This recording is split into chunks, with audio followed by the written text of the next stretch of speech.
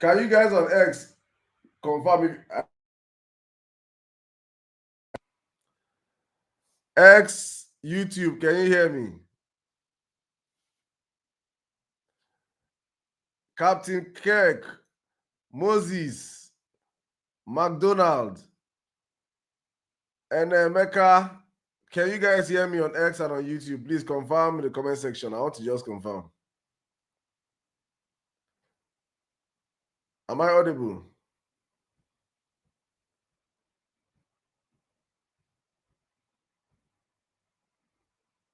Okay, I'm audible now. So I tried something today and I've already lost. I'm not going to do this again tomorrow. I think I wanted to see if I could try something today. That's start the live. Okay, so for those that are on X and YouTube, let me just explain what just happened. So this is actually a TikTok show, and because I'm streaming on X and on YouTube, I play music for my people on TikTok before I start the show. So I play music for the first 10, 15, 20 minutes before I start the show. And due to copyright issues, copyright violations, I cannot play those music for you guys on X and on YouTube.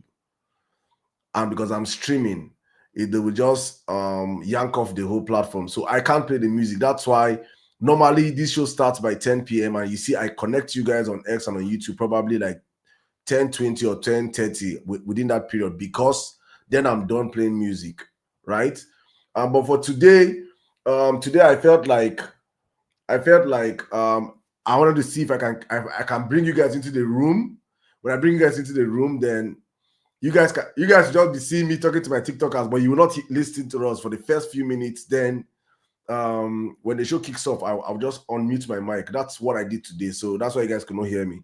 And I actually put out the banner and I was saying, and I said it out there. I was like, there's no audio now till we start the show in full. So I want you guys to understand this, just in case I do it again tomorrow, because what I've seen right now is that I've actually lost some listeners on YouTube. So I don't know whether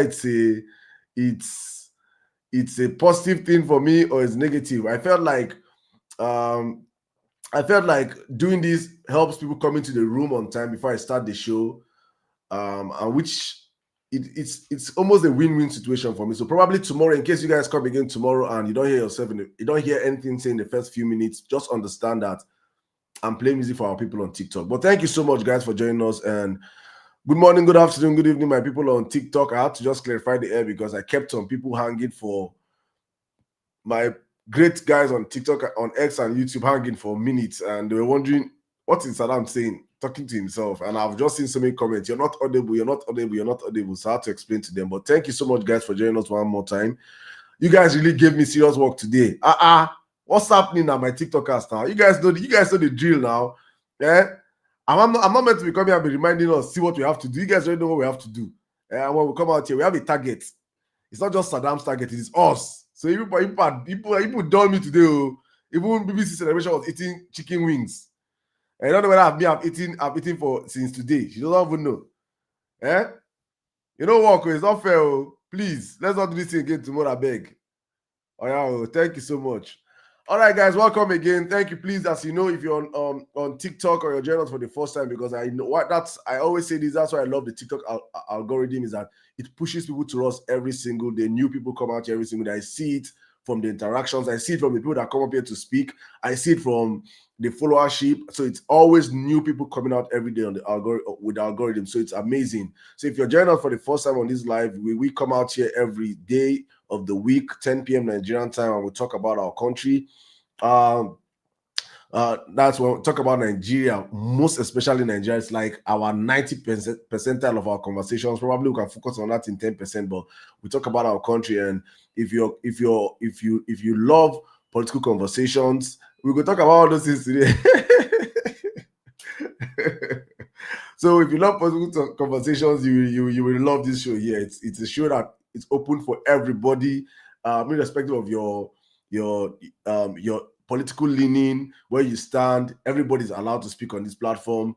I think it's one of those big houses where you can always have your voices heard here. So and also we always do make sure that when we come out here on this live, that we make sure we spend all the time we spend here, that we achieve our aim of at least a minimum of 100,000 likes. That's how we grow this live, and that's exactly why we get new people every day, because the TikTok algorithm, the way it works is in a way that the more interactions we have, the more interactions you guys are hit. As you're pointing your screen out like this, the TikTok app will say, something that happened for there, something that happened for there. You're going to push more people to come here. That's exactly what's happening. So if you guys, and that's how we grow on this live actually. So that's why we hit a target of not less than 100,000 likes anytime we come here. Please, we should go higher. But everybody here listening to me right now, please do not stop power tapping the live. But before we keep on power tapping the live as we do, I want us to take the next few minutes and the next few seconds to please share the live. Everybody, please share the live. Let's retweet the live. Let's repost the live. You guys are listening to me on X, on TikTok, on YouTube. Please share the live. I'm doing the same thing myself right now. I'm sharing the live as I'm speaking right now. So it don't mean as if say I just talk, I carry talk. YouTube guys, please, my ex people, you guys are much already, and you guys are not posting or retweeting the live. Why now? Are we quarreling? I've been at my ops. How do they call it? Ops. My ops. I've been at my ops choke for this live. If my people fool the live, please guys, let us repost the live. Let us repost the live. Let us repost the live. Everybody, please. I'm doing same thing right now. I'm posting across all my social media groups, my on my WhatsApp stories. That's how you get people into the conversation. So please, guys, it's very, very, very, very important. Very, very, very, very important we do that. That's how we grow the life. I want us to, honestly, I'm taking this first few minutes to plant the base of this show, because this show is going to be hot. And I know many things happened today. We're going to talk about that and more. But one thing I know about this government is that they understand Nigerians. And that Nigerians, we are a people that like cruise. They know say we like cruise. I've been see that. You see, that's why the past couple of weeks, past couple of days, I've been going hard on. Excuse me.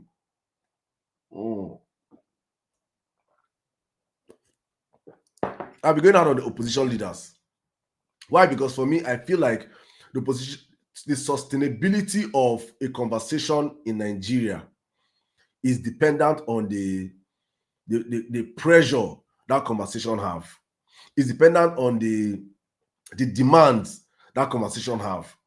And for a very often long time in our country, I don't think when you want, being someone that hosts political conversations, be someone that hosts lives, spaces, I know the lifespan of conversations is maximum 72 hours. Maximum 72 hours. You barely see a conversation in Nigeria that exceeds 72 hours. If that conversation I can't, no matter how bad it is, I've not seen a conversation in Nigeria that exceeded 72 hours. We always jump to the next thing. We always know how to. I say that we always. I feel like probably for us it's like a coping mechanism for Nigerians. We always have to look for the next thing for us to cope.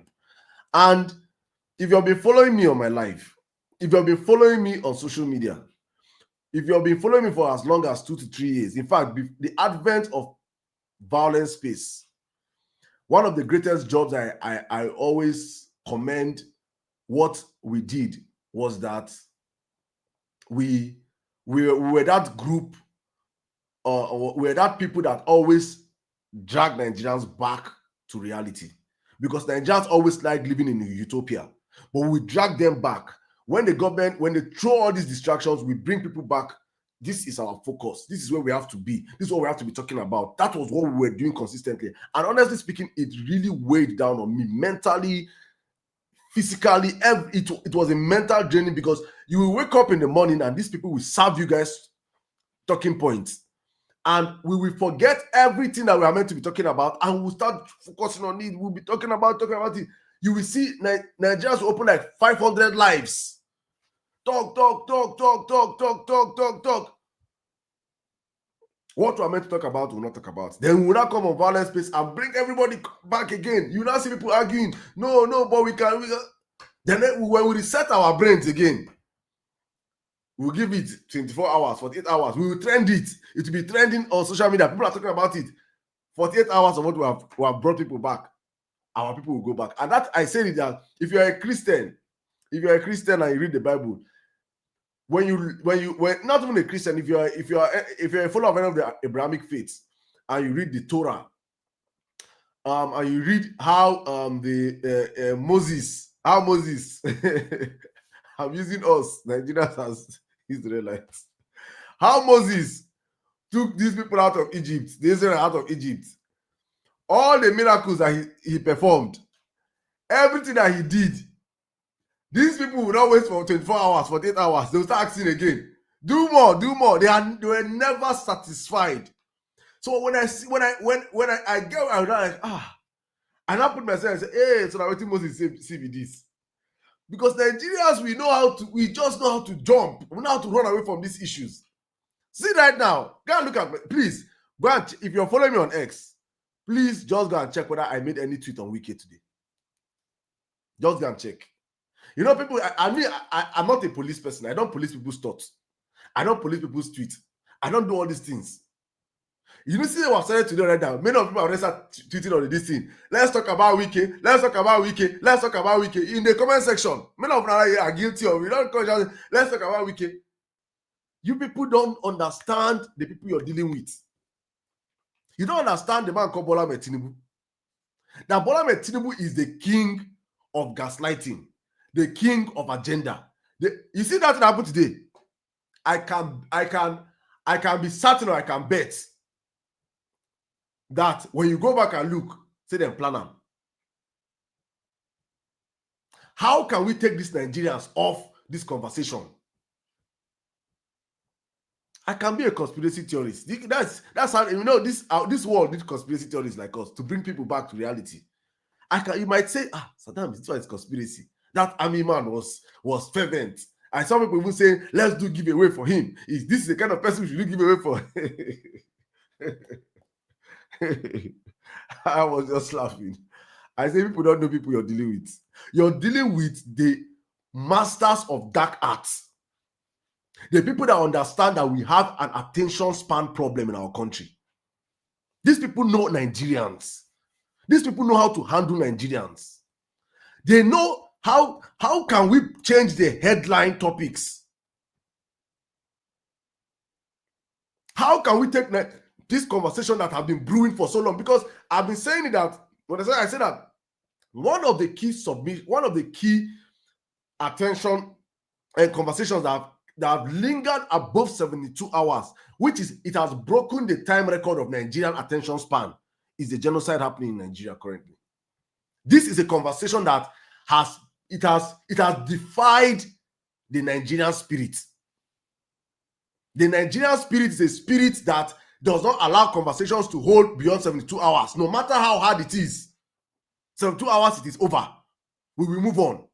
But this current conversation has defied that spirit. It's a strong and potent conversation. So how do we change it? How do we decimate it? I say it all the time to my people that by the grace of God, when I stay on my own, I try to think like Bola Ahmed Tinubu, which is I try to think like a thief. I try to reason like a thief. I try to think like how, as a Bola Ahmed Tinubu now, as the president that I have to subdue the opposition, I have to subdue Nigerians, I have to bend them, I have to get them. How do I think? How do I hold them? Right now, my neck is on their hands are on my jugular. There was a very important event that happened today that is not making headlines as it should be making headlines. Instead, what's making headlines is Nigerian cruise. Wike, you are a fool. You are a fool. The drunkard. I'm not a fool, sir. I'm not a fool. That is what is scattering everywhere. Meanwhile, a man that the media have been running away from, a man that the media has been shying away from, a man that is meant to be the cover faces of all our media organizations. Today, he made an appearance on one of the major channels, and we're not carrying it up and down. It is not our focal conversation today. It is not what Nigerians are hitting. It's not what is trending as it should be trending. Instead, we are catching cruise the wiki.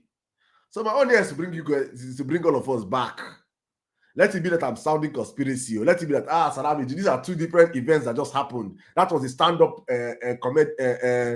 so I want to call it comedian safe. That was a stand-up military man. You know, people are already analyzing his name, saying that he can do that only because of he's from the north. You know, different, because they know such a conversation will yield so many things. They know Wike is a controversial figure. They know that Wike is that Nigerians hate Wike. He's someone that will drag attention naturally. He's someone that will drag. They know these things. They know these things. Then bring up one boy that can challenge him in the military, and and we cannot come and do post interview. How can the Navy chief of Navy, former Navy staff, did not come and meet me? Yeah. And we are laughing. We are catching cruise. I don't know how to say it, but I just hope this message gets to some people and get some of us to understand that the people that you're up against, the system that we're up against, is a system of oppression. It's a system that I've understood and was bettered on the back of propaganda. It's a system that is sustaining itself on propaganda. It's a system that will continue to sustain itself on propaganda. And it's a system that will not want to die on propaganda. That's what I want you guys to understand. This APC Bola Ahmed Tinubu system of government is a system that was bettered on propaganda, has been running on propaganda smoothly until he jammed the one way propaganda no fit hold. So right now, whatever kind of diversion, because I almost fell for yesterday's theatrics, where they were saying that, excuse me, please, where they were saying Boko Haram and ISWAP, they fight on top water. I almost fell for that limbo lamba.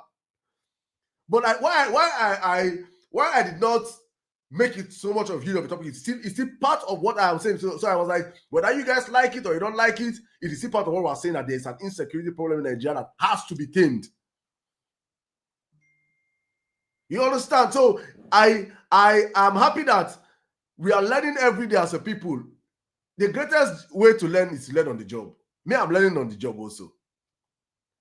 You know, but when I think deep and I understand the people that we're working with, people that we're dealing with, these are people that do not mean well for Nigerians. These are people that have spent over the past couple of weeks billions on the media, just trying to do propaganda, trying to change the conversation, and it is not changing, it is not shifting. I think I'm going to find that news. Let me find that news and probably read it. I'm going to find the news. Or someone that was saying that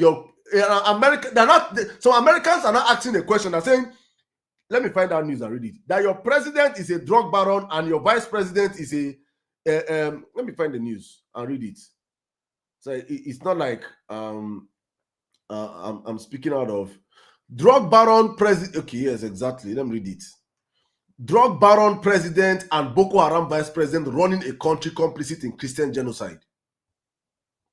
Elias Jerasul, an experienced government relations consultant specialized in international affairs, has knocked Bola Tinubu and his deputy Kashim Shettima for their complicity for their complicity in the genocide of Christians in Nigeria. This is coming amidst reactions from Daniel Bwala, because Daniel Bwala has been on the media back to back across every media. The government is doing all its PR, the government is doing all its propaganda, just trying to water down the reality of Nigerians. The government is doing it, and if I don't expect this government to do this, then I'm lying. This is exactly what is expected. The government is meant to fight back. A government like this that is filled with debt, with corrupt people, with criminals, with rogues, with terrorists, sympathizers, will fight back, because I've said this all the time that Bola Ahmed Tinubu is a local champion. When it comes to the local league, He's the umpire, he's the judge, he's the jury, he's everything. He doesn't care about what he said on the local league. That's exactly why I called out opposition last week, and I said you guys are still myopic in your thinking, myopic in your actions, and I'll keep calling out the opposition until they stand up what they have to do.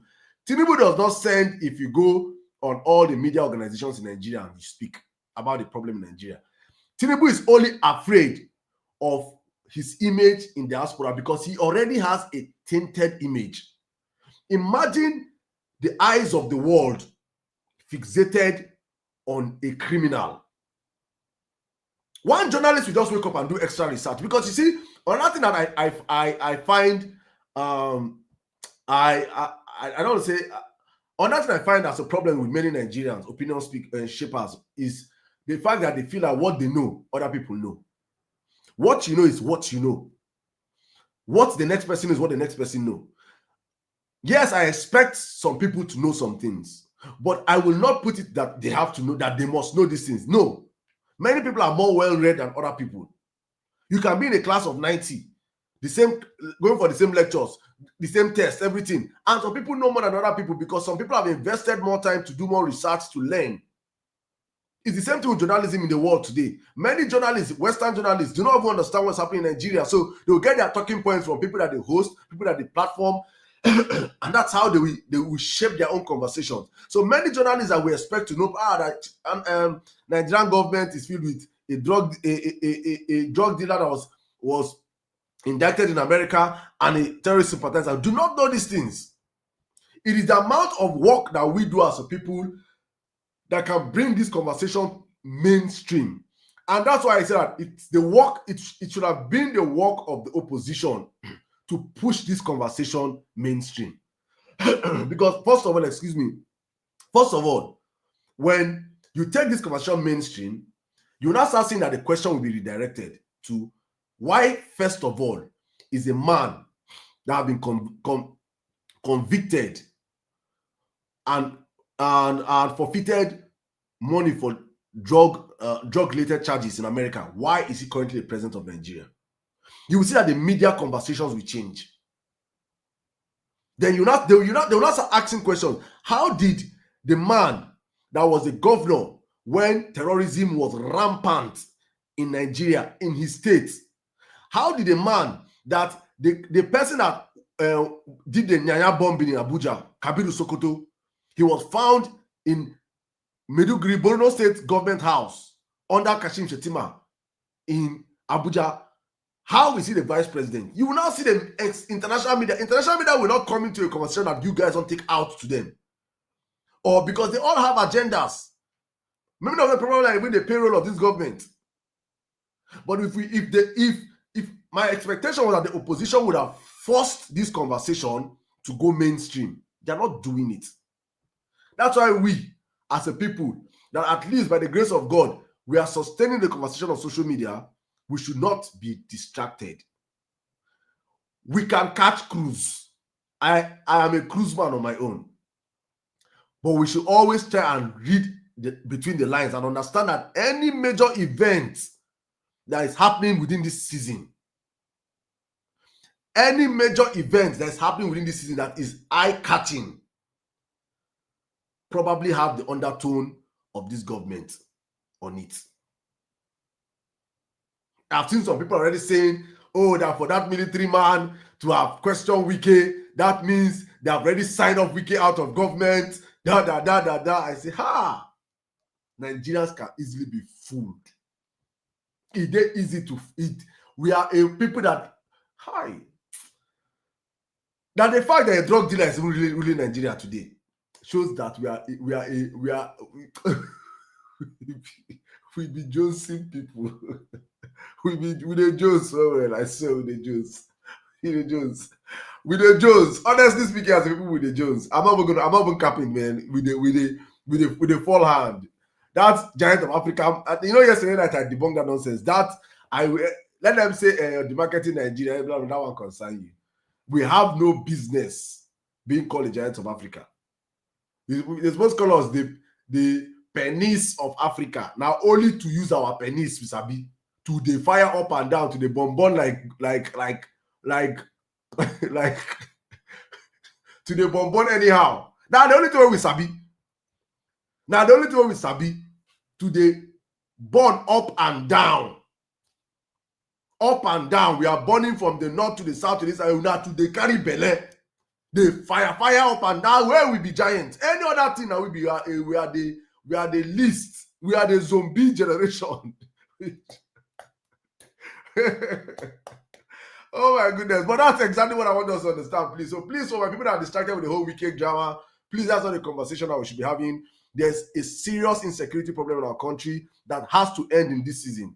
If we make a mistake and allow this thing fade away, if we allow this fade away, we might never recover this opportunity to set our country right. We might never. Why are people not even asking that military man? That military man that have the military power to stand and protect land. Why is he not in the forest pursuing bandits? These are the kind of questions I would be asked about if I was in that conversation. It's not because I hate Wike or because I don't like Wike. Why is he not in Sambisa? Why is his uniform still clean and fresh? And I know they clap for him already because people hate Wike. You're not standing up, Wike, is somebody stood up to Wike? Like what? Is that a conversation? Is that a conversation? Come on, guys. We have to wake up. We cannot be as we should not be as foolish as our parents' generation. And I will not blame our parents' generation because they did not have the wherewithal of what we have today. You guys have everything. God don't give them for hand. Let's think. Let's ask questions. Because of the urge to tweet or urge for likes and retweet, we amplify nonsense. If it was only me that got that video of Wike, if it was only me that got that video of Wike, only me would have watched it. Only me would have watched it and just throw it to the bin. I will not make one tweet about it. Because at this point in time, we are talking about the salvation of our country. We are talking about the salvation of our country. How can we salvage? This is an opportunity to hold this government to power. This is an opportunity for us to ask this government, what are you doing? Because Trump have given this, I said this thing like probably 2 weeks ago, Abi, like a week plus now, that Trump have given this criminal government an ultimatum. We're meant to be saying right now that the government are saying we are doing this, we are doing that. We are doing this, we are doing that. But there is no headway.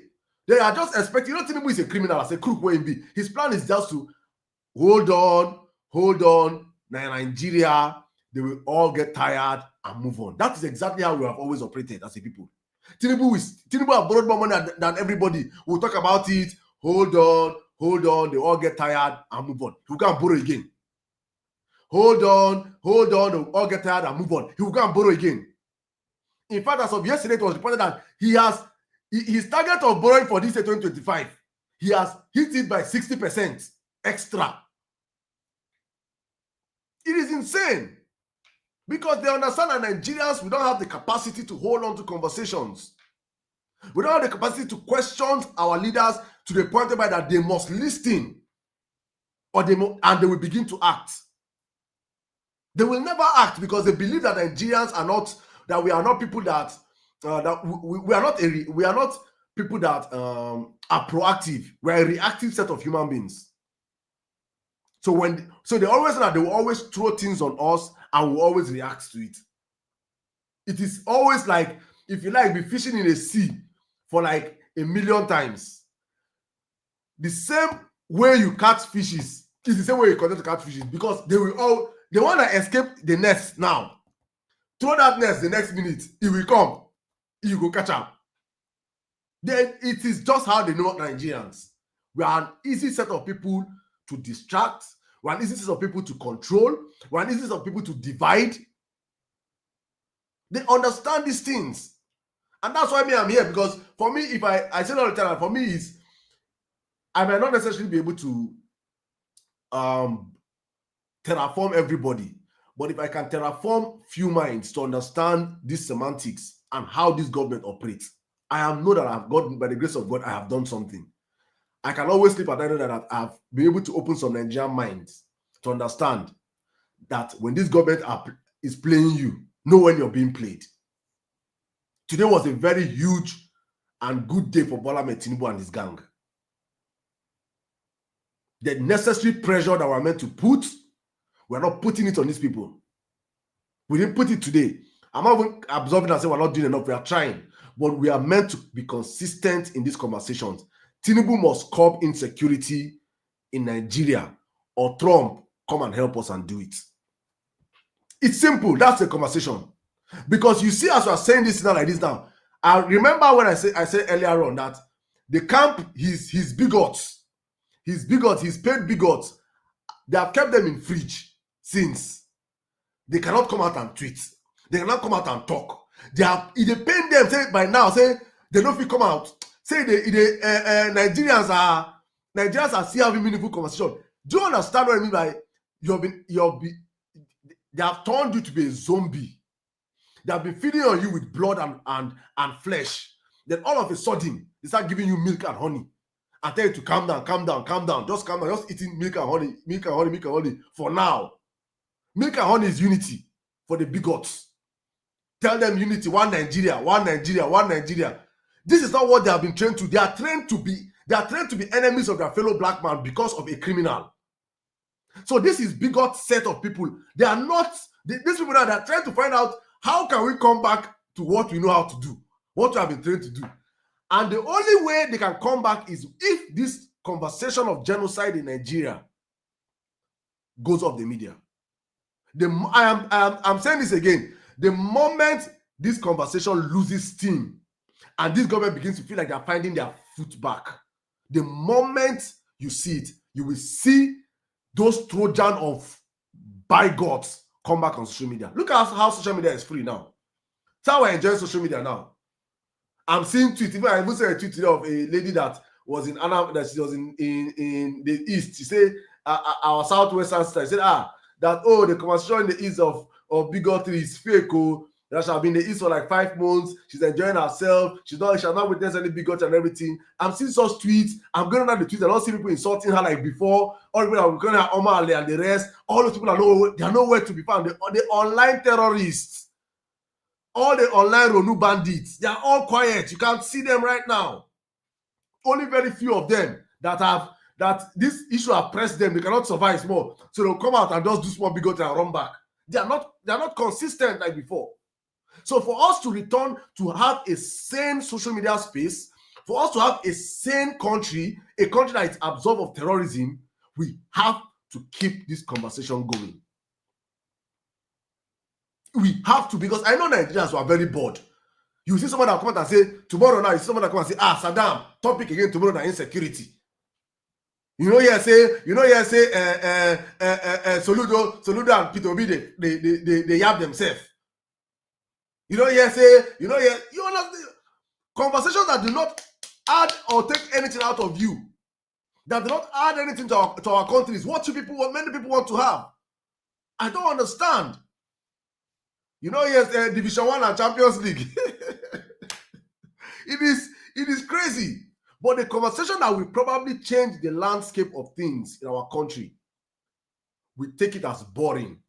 I can't sustain this conversation because we have talked about it yesterday. Forgetting as we are speaking right now, some Nigerians, millions of Nigerians, over 3 million Nigerians are currently living in IDP camps under Bola Ahmed Tinubu. Over 3 million Nigerians are currently living in IDP camps. Where their next meal will come from, whether they will have an education for their children, poor healthcare services. Even you, when they live for IDP camp, you cannot even access good healthcare. I gave a story about my auditor last week. I posted a video on my WhatsApp story, and the guy, he was like, thank you so much. When I talked about this whole Trump stuff, and he was like, thank you so much. And he said he lost his sister last week Friday. Why? Not that there's no money. There was no oxygen in the hospital. There's no oxygen in Nigerian hospitals. Defibrillator, I bet they call them defibrillator, abi, you know, the Nigerian hospitals. Things that you see on the street, you can't have it in Nigerian hospitals. But you will see zombies that will come and defend this government. Sheyi Law lost his sister to bad healthcare in Ogun State. Few days later, I came and started defending the government. This is insanity. We have mad people in our country. People are in Morocco now. Just watch any person that went to Morocco for this friendly. We are speaking right now. Our Super Eagles are on strike. Everything boils down to bad governance. We have a system that, for me, honestly speaking, I don't want to be so brutal, but if I should say my mind, if I should say within my mind, we need a great reset in Nigeria. We need a great reset. And you see them before Trump came. I've been waiting for people that come and tell us that question your local government chairman for insecurity in your state. You know, before this Trump issue, anything we talk, they'll tell you, hold your governor, hold your local government chairman. Can you people remember? When you're having a conversation with these Tinubu supporters, they'll tell you, hold your governor, hold your local government chairman, hold your governor, hold your local government chairman. That's all they always say. Have you hold your governor? Hello? Whose job is it to secure the country? The most important part of governance, I say it all the time, the most important part of governance is the security of life and properties. Look at one madman in my comment section now, talking about Petrobi. These are the kind of mad people that I'm talking about now, that on a very normal day, if not that this thing is happening now, this kind of, you will see him and his colleagues, they will read like 600. What thing concerns about Petrobi? That Tinubu is a disaster. What is Petrobi? Is Petrobi your president? Is Petrobi in government? But you see people, your ability that you cannot think. You people have lacked because you are supporting a failing criminal. A criminal that we told you from day one that he is a disaster. He can't do anything for this country. You are supporting him, so you have to find a way. What's it concern me and Petrobi? Am I Petrobi's son? Is he my president? Is he my governor? What is my business with him? Are we in an election cycle? Am I selling you to come and vote Petrobi? But because you cannot think, because you have sold your ability to think as a Nigerian to a drug-sniffing, incompetent man, you will not find a way to always give you, this is your copism. And Tinubu is a disaster. So therefore, but I cannot do this, so let me attack Petrobi. What thing concern Petrobi for? On a very normal day, if we're talking Nigeria now, you're talking Petrobi, you're not sane. You should check into the next hospital, a mental clinic. Because Petrobi is not the conversation. He's not in charge of any security apparatus in the country.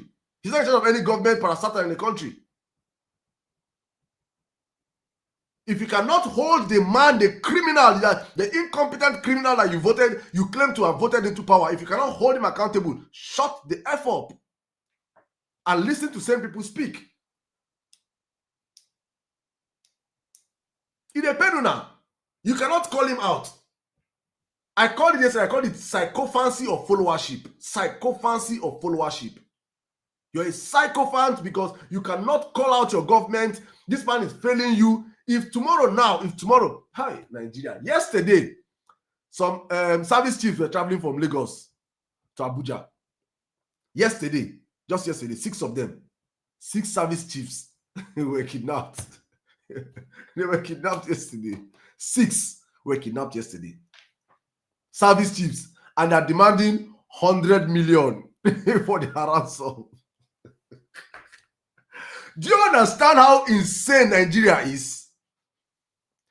I'm putting this out for many of you people that support these criminals in power. Do you understand how insane that military men were kidnapped? They are demanding military. If military, they save for Nigeria. You bloody civilian. You nincompoop civilian.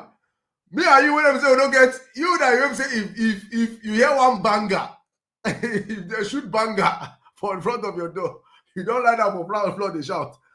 You have no right to be speaking. That is the problem with you people that support these criminals in government.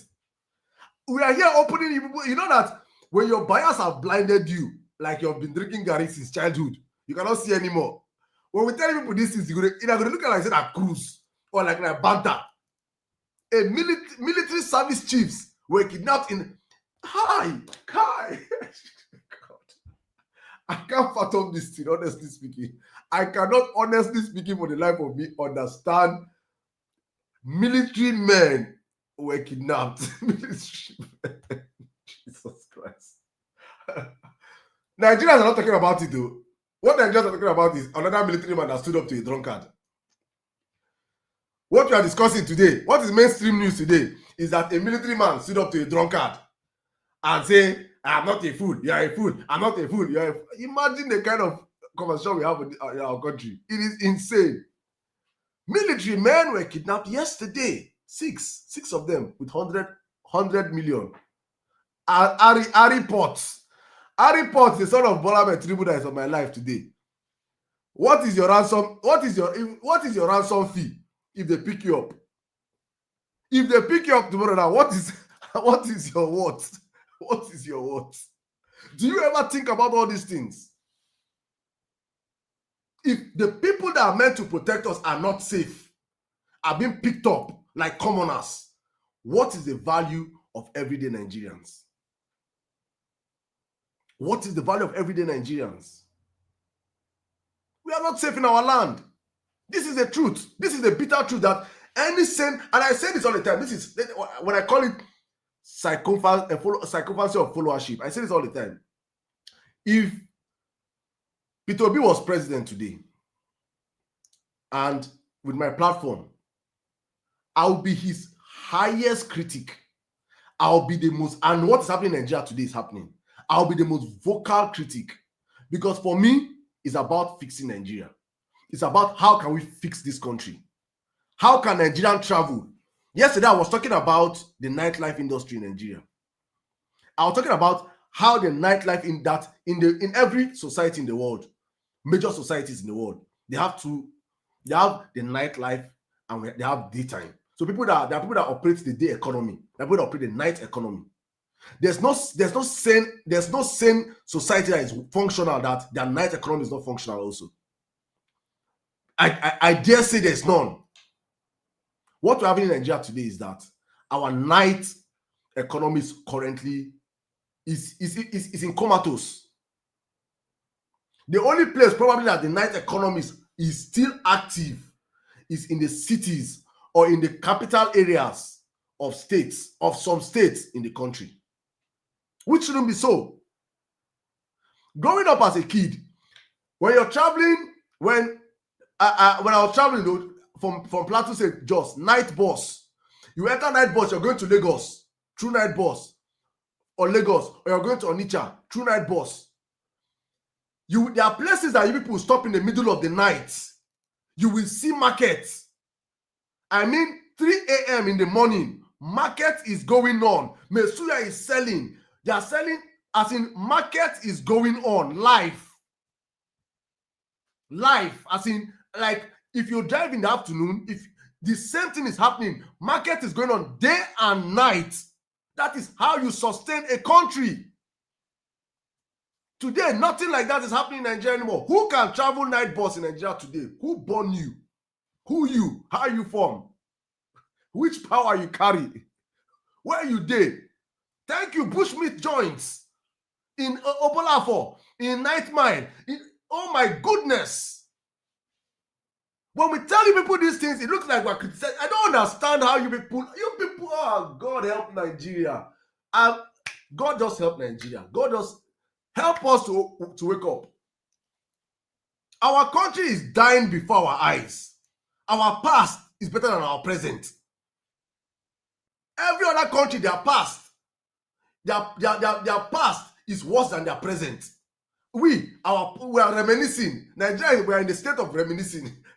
We are reminiscing our past. Oh, back in the days. Other countries are saying, Cotonou now, go to Cotonou. Benin Republic. I always use Benin Republic for Tinubu supporters because many of them have not traveled. Many Tinubu supporters have not traveled out of their local government in Nigeria. Many Tinubu supporters, they have not left the local government. They are the poorest of poor. Tinubu supporters are the poorest of poor. Apart from the ones that if they leave the local government, the first place out of the local government, the ones in diaspora, as they left their local government, is to embassy. From embassy is to Japa. They never witnessed Nigeria. They have never gone across the shores of the country. They don't understand the dynamics of Nigeria. They don't understand that out of that their cocoon that they were living in before they jump out of the country, that there's life happening in other places. They don't understand these things. So those ones, and that's why I said they're very myopic when you hear them talk. When you see them make arguments, you say, if you're a vast traveler of Nigeria, you understand what I'm saying. That what I'm saying right now is the Nigeria that we experience. I'm not saying 20 years ago, just in the distant past, before APC came to power. APC have come to power right now, and all of a sudden, our nightlife industry, our night economy is finished. It's operating at minus 0%. And I'll tell them, APC supporters, we can sponsor 5 or 10 of you people to live. Many of you may not be in Lagos, but let's say we sponsor people to Lagos. They will not cross Lagos and go to cross Badagry and go to cross Seme and enter Cotonou. If you enter Cotonou by mistake as a Tinubu supporter and you see sanity in a country, you understand what I'm saying. You see a country that 10 years ago, 15 years ago, their people used to rush and enter Nigeria. Today, they cannot do anything in Nigeria. They are back home. They now enjoy quality education. In fact, Nigeria, Asari Dokubo, for my South brothers, Asari Dokubo did not build university in the South too. Asari Dokubo built one of the biggest universities in Benin Republic. Oh, you see this agitation. Asawana, our oil. He carried that money, go build university for Benin Republic. So when I say things about when you see all these people come out and talk, I just look at them. They know that many Nigerians are not aware. Go to Benin Republic and see. My friend, Mr. P, was in Burkina Faso. He was talking about how he traveled in the night. I'm speaking now. I can be having my life in the streets. I can come out from where I am right now, and by 2 p.m., 3 p.m. And if I see somebody on the road, we go hail. Say, we have not known before. We go hail. Hey, what's up? What's good? Can you try it in your country today? Insecurity is rampaging our country, but for some people, it is cruise. We have to support this government because they're our brother. We have to support this government because our tribal man, our religion man. If Sheikh Tinubu is your friend, like Legege Miami, I can understand if Legege Miami is not supporting Tinubu, I will respect him and say this is a man of principle. But Legege Miami is an ideal Nigerian that has proximity to power. So he has to support his friend's father. I understand his support.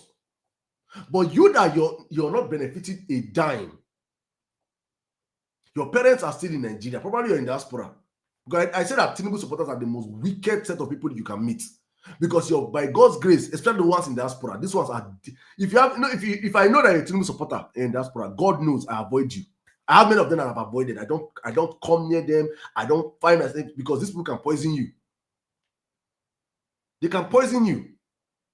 That you know that you are in a system, you're in UK, where you see a functional society. You don't wish such thing back home. Instead, what you're wishing is that Nigeria cannot be bad, so that when you send £50 back home, the change is going to be big money. It could be like, say, but that they work, but that they try for us. Very selfish set of human beings.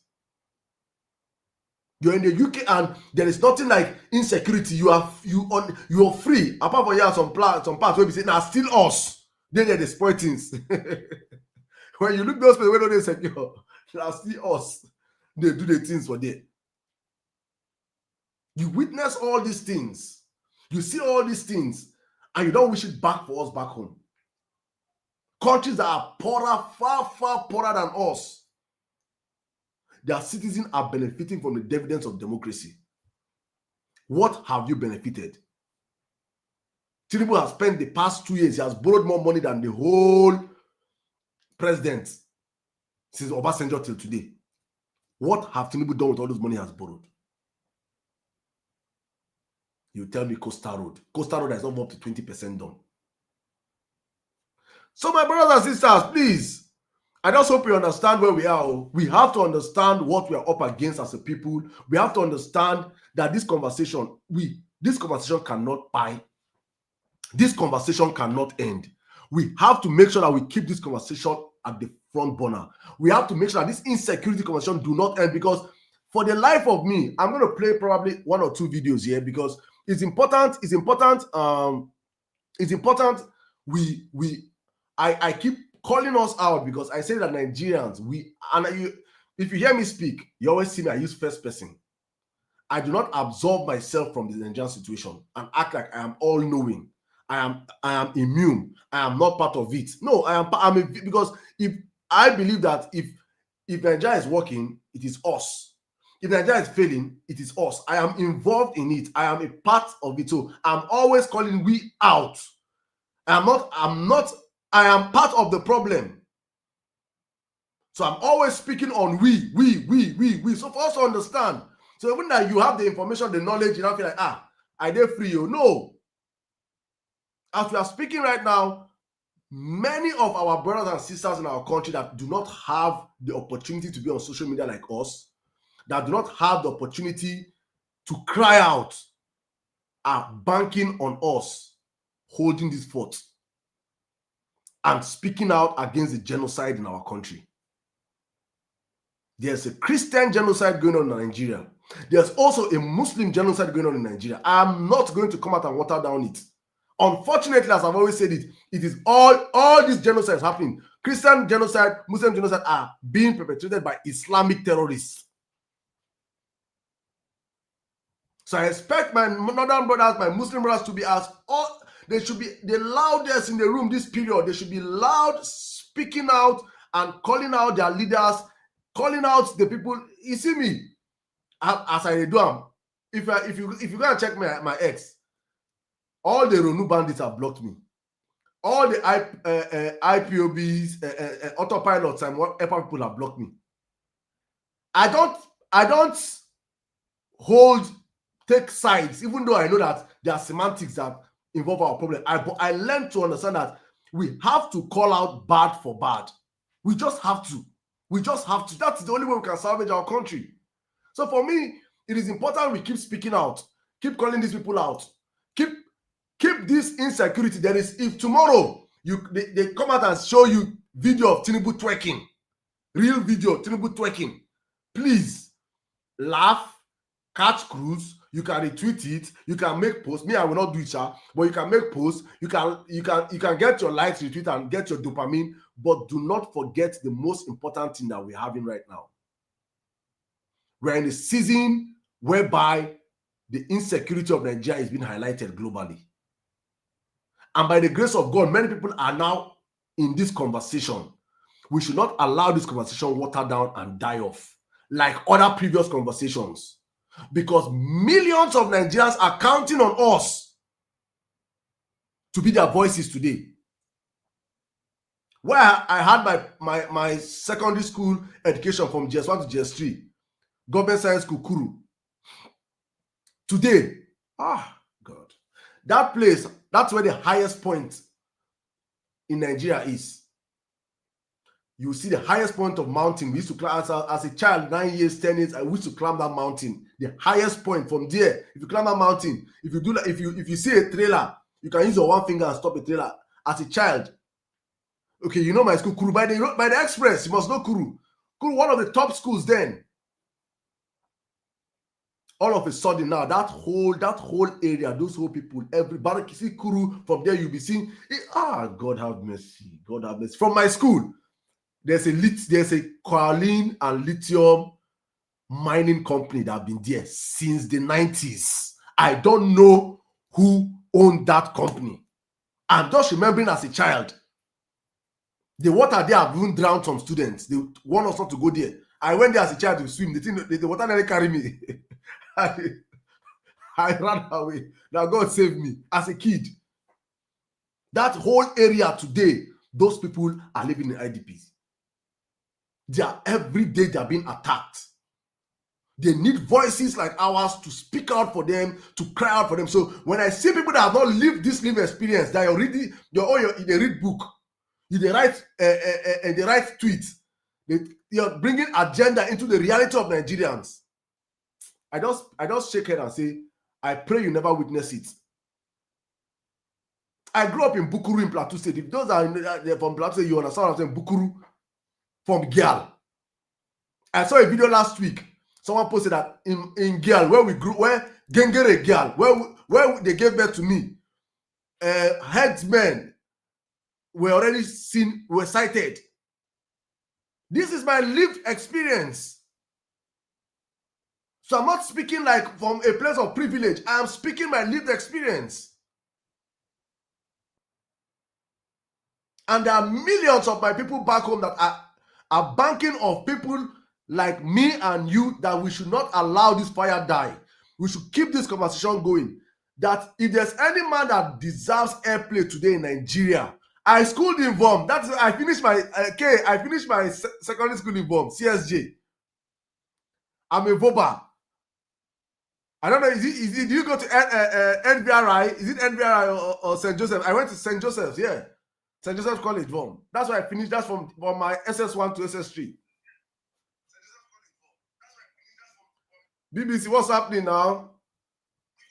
Okay, NBRI. I know it's NBRI. I know it's NBRI. You went to. I'm a VOBA. Right? So you now understand what I'm saying. So this is our lived experience. If one of my childhood friends, before I came back from university, first year, Kingsley, all of a sudden, Kingsley have joined the military. My I don't know, I've lost contact with Kingsley. Maybe one day I just pray Kingsley stay alive today. I just pray Kingsley stay alive today. Kingsley's sister, very beautiful girl, and their mother on the side hustle sells akara, yam in front of their house. Very, very busy. This if you know Bukuru very well, you know. I don't forget all this. My area said by name. Jesus. Like you're going toward Nepa Express from First Bank, you're going down. Just by the side, there's this greenhouse, and that's where she used to sell her akara. Then they started. When you hear Amfara, that means they have started. I came back. All of a sudden, the one caught this girl forehead. She put hand. They come out her hand. That girl today has no hand. I don't even know where she is. I'm talking about this is 15, 17 years ago. I don't even know where they are. They caught her hand. So when I came back from university first year, first break, I now asked Kingsley, where's Kingsley? And Kingsley was working my family's company. Kingsley is no longer working here. Kingsley have gone to join military. I say military. Kingsley, we're quiet. Kingsley have got when he came back from his first thing from what they call this place. They used to go to their camp. I've forgotten this place in the Daji. I forgot. God, I've forgotten all these things, man. Kingsley don't pump. Kingsley don't grab. Very young, something like school. We're sitting in our 16s. Kingsley don't. Me and Kingsley when they write jam together. Kingsley don't go enter. Kingsley don't come. What happened? My brother said, he now told me his sister. That his sister, they cut her hand. That his sister don't nearly die. I now saw the girl. Her right hand don't go. So that was what prompted him to join the military. So with the crisis was coming back to back. I was already schooling in the East, and So for me, my parents would be like, don't come back, don't come back, don't come back. So I stayed back in the East for my university. I was never going back home. That's how I lost contact with Kingsley. And the crisis got to a crescendo, whereby they now burnt my family's business. My father escaped by the whisker. I lost friends. As in foreign friends that were unalived and everything. My parents, my my mother's family told my late dad that if they don't relocate, that they'll come and carry their daughter. That they're coming to carry their daughter. That was how my family relocated from Plateau State. All our properties. God have mercy. So when I say these things, I'm speaking from my lived experience. I'm a victim of this Nigeria, this genocide happening in this country. I'm a victim. I said yesterday that a particular staff of the Nigerian Super Eagles was one of the people that was one of those people that was burning Christians. He's currently in the Super Eagles as a staff. I don't want to call him and embarrass that person. And it was Mikel Obi that brought him into the Super Eagles. But that guy was, we saw so many things. So when this thing has to end. It has to end. It has to end. My people, it has to end. No, I'm not going to call his name. I'm not going to call his name. He probably is a changed man now. He's a changed man now. But that guy followed and bought my family's business. That guy, he bought, because when I came home, my mom, because I used to bring them, that's the funny thing. I bring these people home because I used to play football back then. Our former captain, Ahmed Musa, I was Ahmed Musa's teammate. We were teammates. Under 10, under 15 together. Played competitions together. So, these are people I know. Mikel was our senior set. These are people I know. So, this is my lived experience. So, when I say some things in the country on how much, so when you see me come out passionately and speak about Nigeria, it's because I have tested the good life in Nigeria and I really, which was actually a bad life for so many people.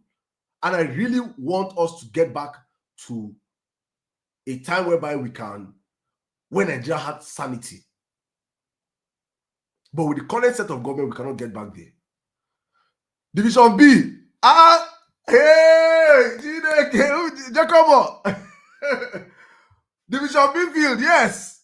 Baptiste. My house is just behind Division B. House my papa built. Now we build that. Now we open that. When we came there, that place was a forest.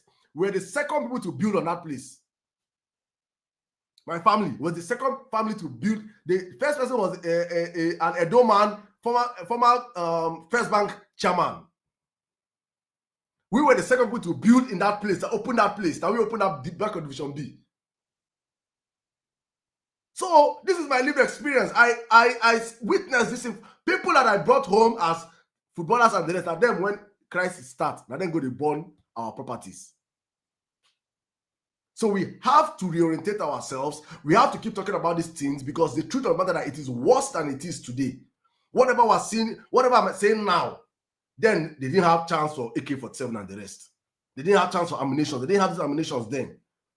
Now we are dealing with people that are sophisticatedly armed. That can just wake up in the morning and you hear that 500 people were unalived.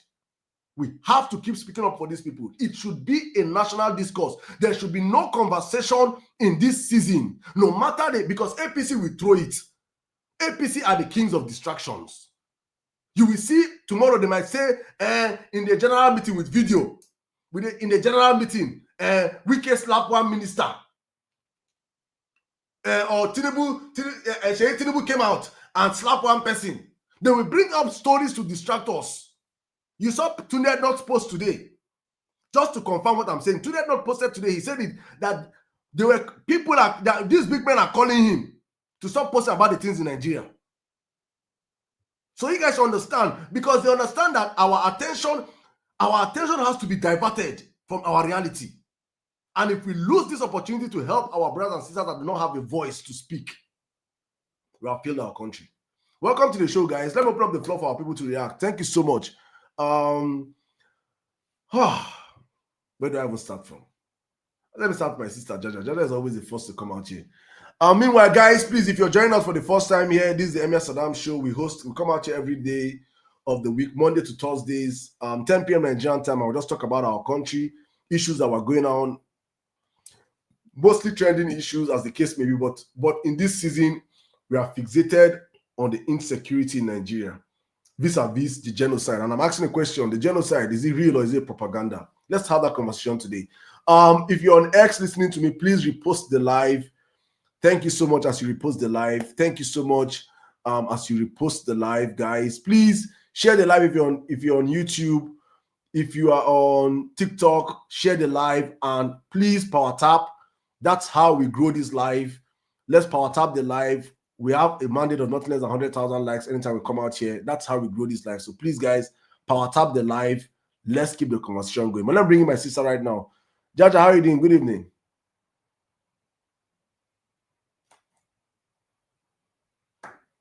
Jaja, can you hear me?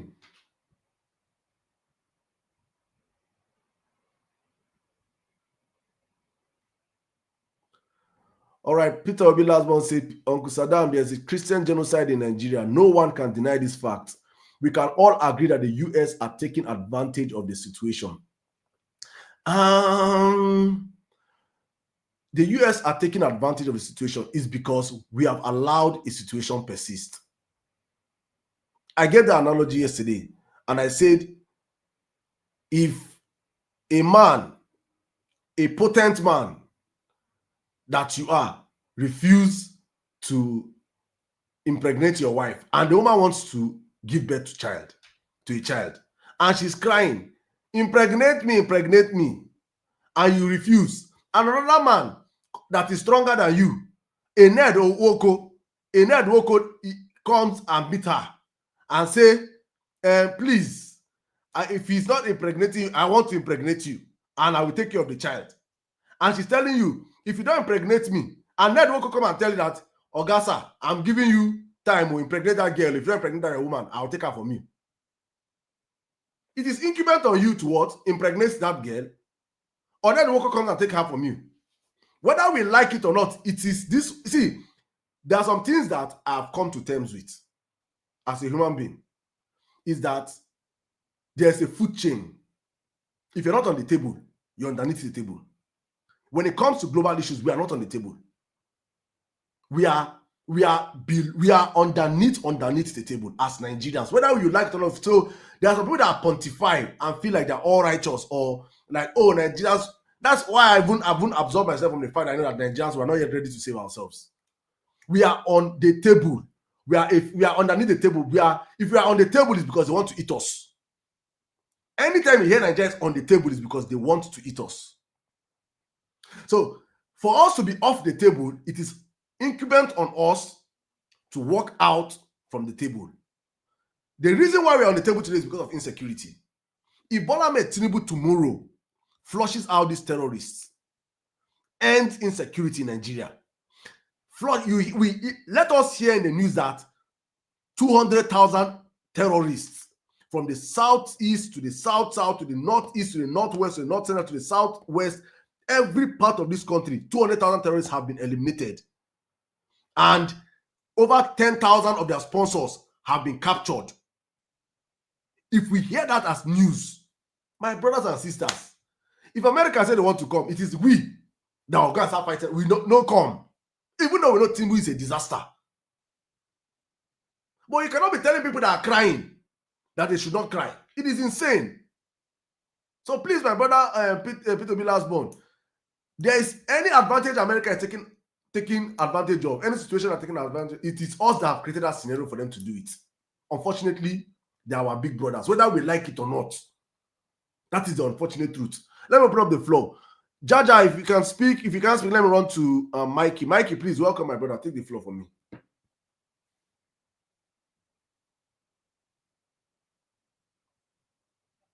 Hello, Saddam. Mikey, my brother, you're not audible. Can you guys hear me?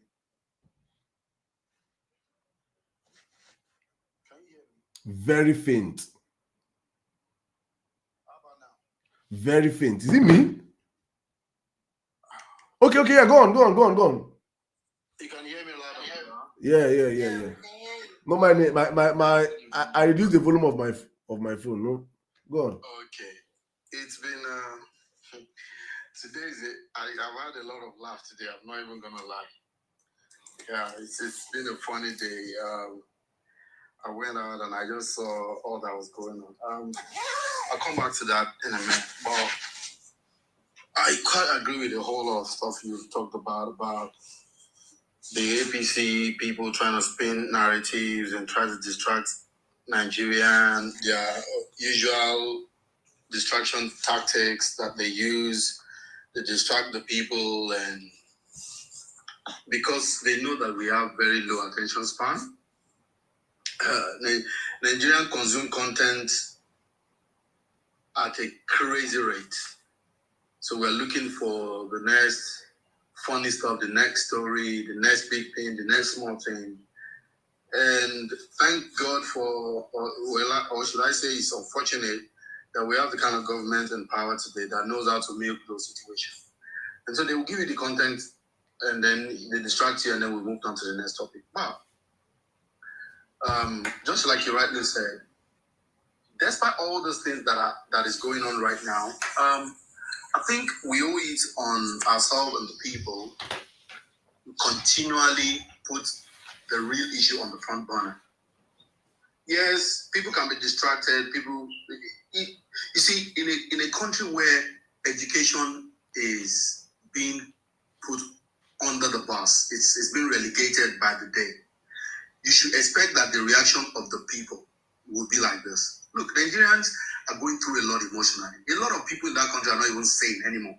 When I was in Nigeria, I thought I was sane. It was when I left I realized I was not sane. I was not as sane as I thought I was.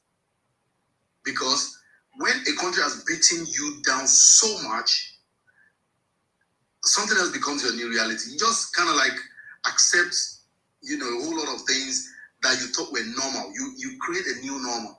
Things that were not supposed to be normal becomes your new normal. And so when you see Nigerian reaction to a lot of things, it is because that's the situation. Nigerians just need something to distract them from the poverty and the suffering and the intimidation they are going through. Hence, when all these dramas come out and you see them talk about Regina Daniel and Nedu Koko, and people are opening blogs and they're opening spaces and they're discussing it. But the real issue, the state of Nigerian security, as we have continually said that, let APC propaganda machines, let them continue to lie and continue to spin narrative. The people who are facing the heat, who are experiencing the insecurity, you see, propaganda cannot, if I have been attacked by a bandit, the amount of propaganda you want to spin, you cannot change my reality. Because I know what I've experienced, I know what I've seen, I know what I have faced. So you can't change that reality. And trust me, a large number of Nigerians are in that spectrum. They're in that space where these people have seen so much, they've been beaten so much that whatever it is, whatever propaganda that ABC is trying to spin right now, like you rightly said, they are more about their optics when it comes to global politics.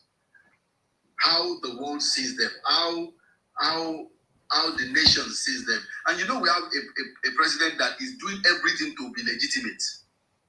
He knows he's illegitimate and he's doing everything so that at least the world will say. I don't think there are I'm not talking about the president of St. Lucia or the prime minister of St. Lucia. And I'm not talking about prime minister of Guinea-Bissau. I'm talking about world leaders that matters. They don't rate Tinubu. That's the truth. They do not rate him. So he's doing everything to be relevant. He's doing everything to get legitimacy. And unfortunately, these things that is happening right now is spoiling the show. We didn't spoil show for that guy. Because right now, people are actually seeing him for who he is. And so it is our duty, and we will only do the best that we can to keep putting this conversation on the front burner so that it doesn't die. And begin to educate the people who are not informed, to let them know that, look, these things are tactics. Let's come back to the real issue.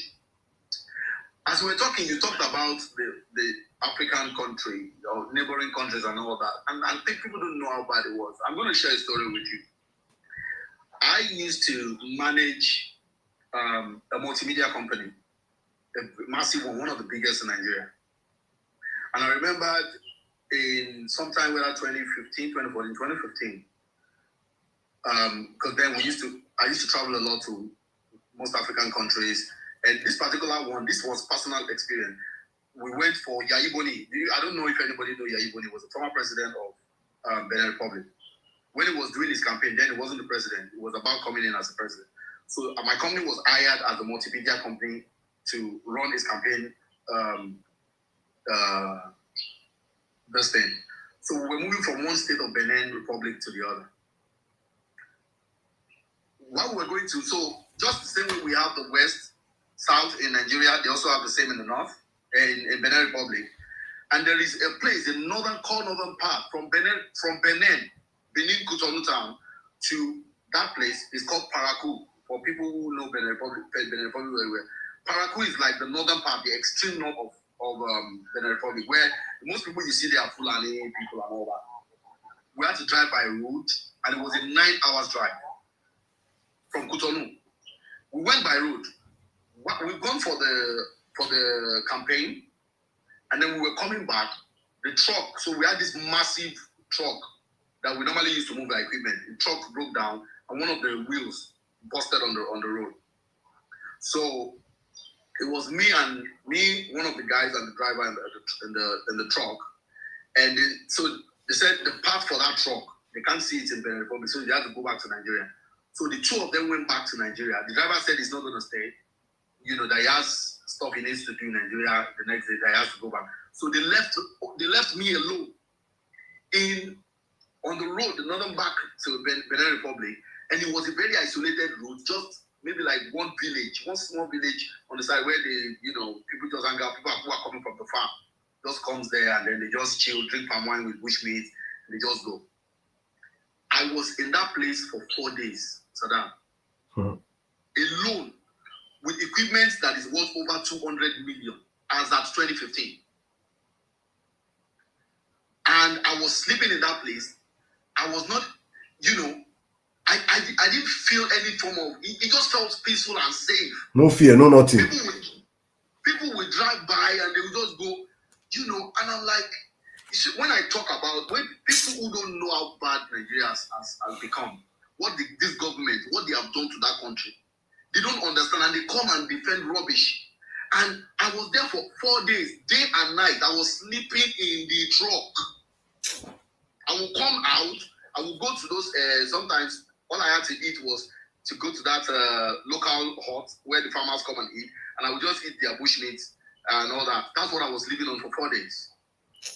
And they were so friendly, they were so nice, and all that. That was my experience. 2014, the same era, the same, calendar, the same period. That was during Goodluck Jonathan. I got married in Katsina. And my family moved from Lagos. They used those night buses. So we hired all these luxurious buses. I had to go to Oyigbo to hire those buses. And we hired them for all the people that are coming from my side, from Lagos, and are coming to Katsina. And these guys came to Katsina. And I remember vividly, on the Saturday, I think we heard that there was a bomb blast somewhere in Kano. There was a bomb blast. That time, there wasn't anything like bandit and all that. What we were hearing that time is that, they bombed this place. It's bomb blast. I was raining then. On that particular November 2014, on the 29th of November, there was go and check. This is on record. 29th, there was a bomb blast in Kano. Guess what? The security as at that time, the way they really secured everywhere. Even despite all that, people were still moving on the road.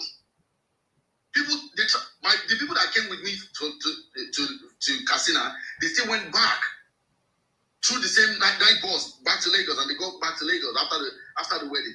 What am I saying here? People come on media TV, APC propagandists, idiots, who come now and say, "Oh, things are better now." Nigeria is more secure now than that time. I'm like, which Nigeria? I beg. He says, is it the same one that I lived in for the most of my life or what? And it was safer. We were moved. I travel every time I go to Casino. I go sometimes fly to Abuja and then go to Casino by road. Or sometimes we just drive all the way from Lagos and we drive to Casino. And everything was safe. I don't think anybody can dare try to do that now, bro. And so what are we lying about?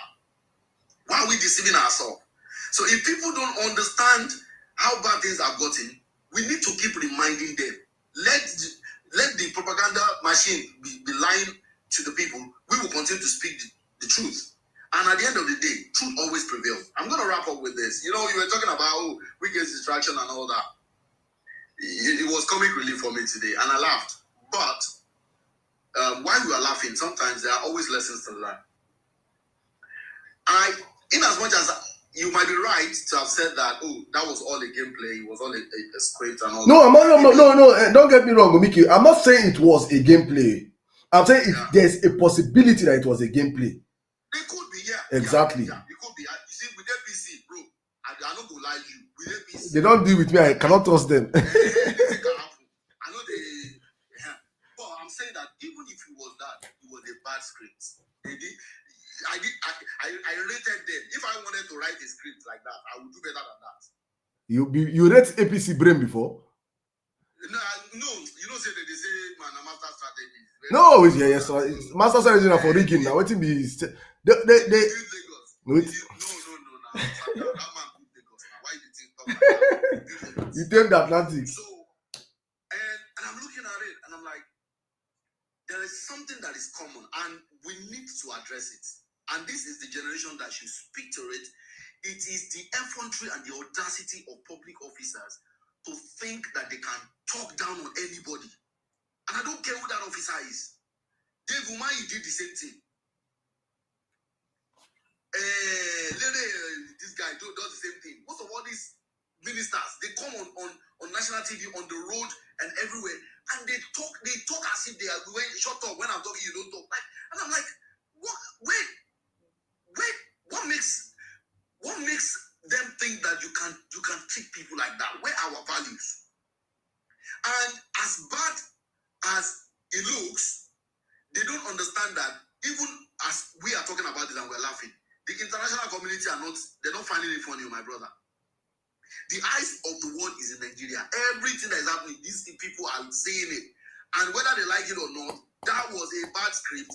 Demarketing Nigeria, in another dimension. That a minister of the capital of a country, right, is almost confrontational with a military man that is supposed to be fighting insecurity. And the military man is deployed to come and be guarding land. Because this is the way the international community think. Why is the first question they're going to ask is, why is the soldier even in that place in the first place? I thought you said you needed resources. The one you have, what are you doing with them? To guard piece of land?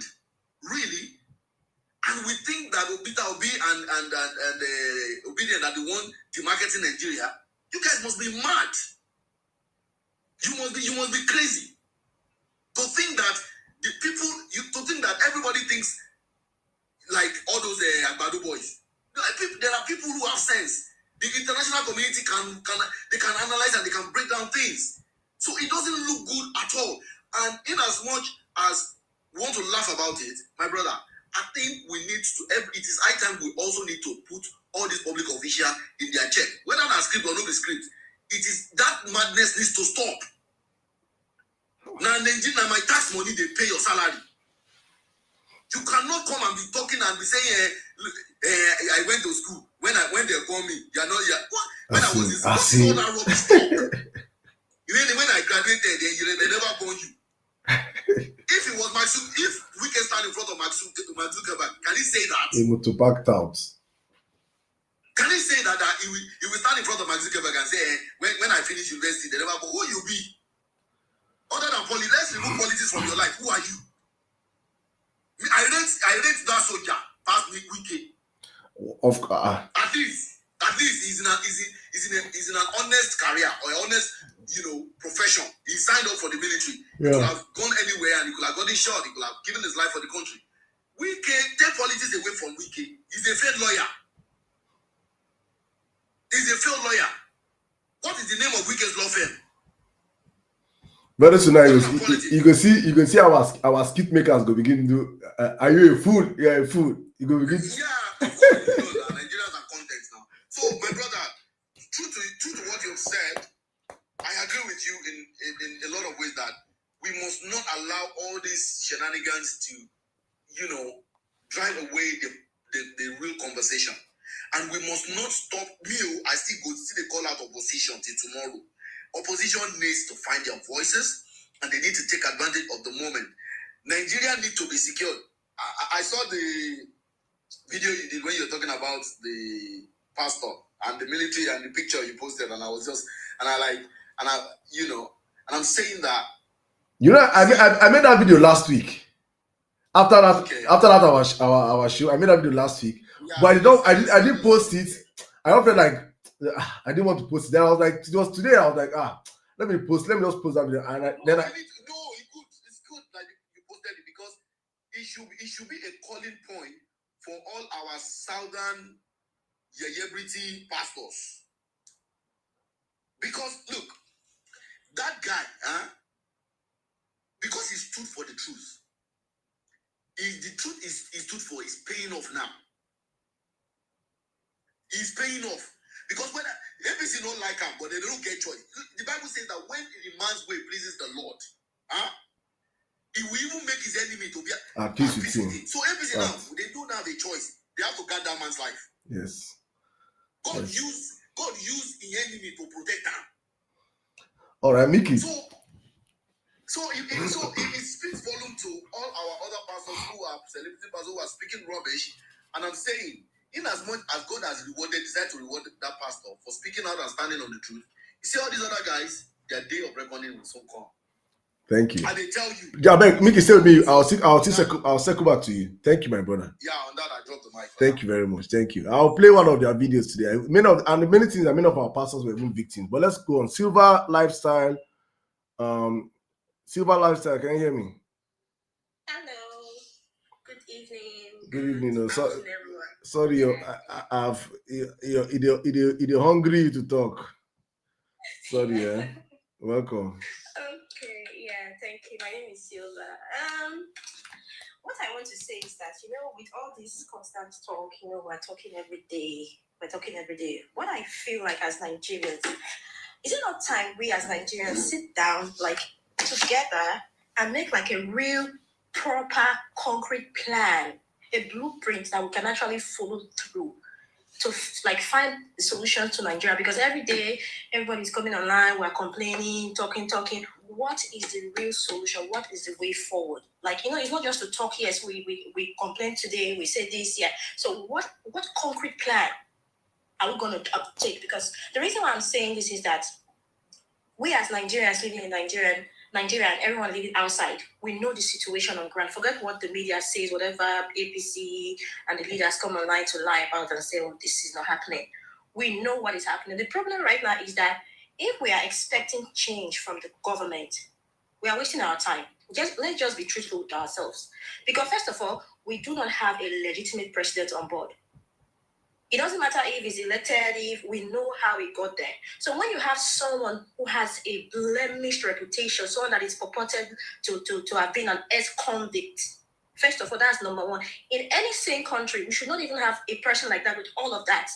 All of this drama. It doesn't even matter if he actually did or did not do. The fact that you already have this history, this drama around you, you should not have become a president. But we know Nigeria is not a place where legality reigns. So that's number one. So everyone is saying that I made a statement earlier where you said that if the president should one of the stories of the bandits have been attacked, they've been arrested, the leaders, the sponsors.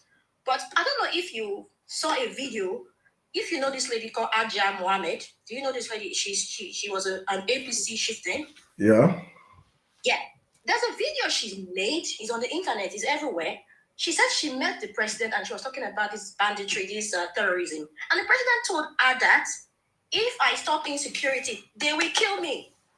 It's all over the news. It's on the internet. You get it. When you have the chief, the CEO of a country saying that to someone, and if the woman was lying, I'm sure APC and their propaganda, they will be on the internet already debunking what she said.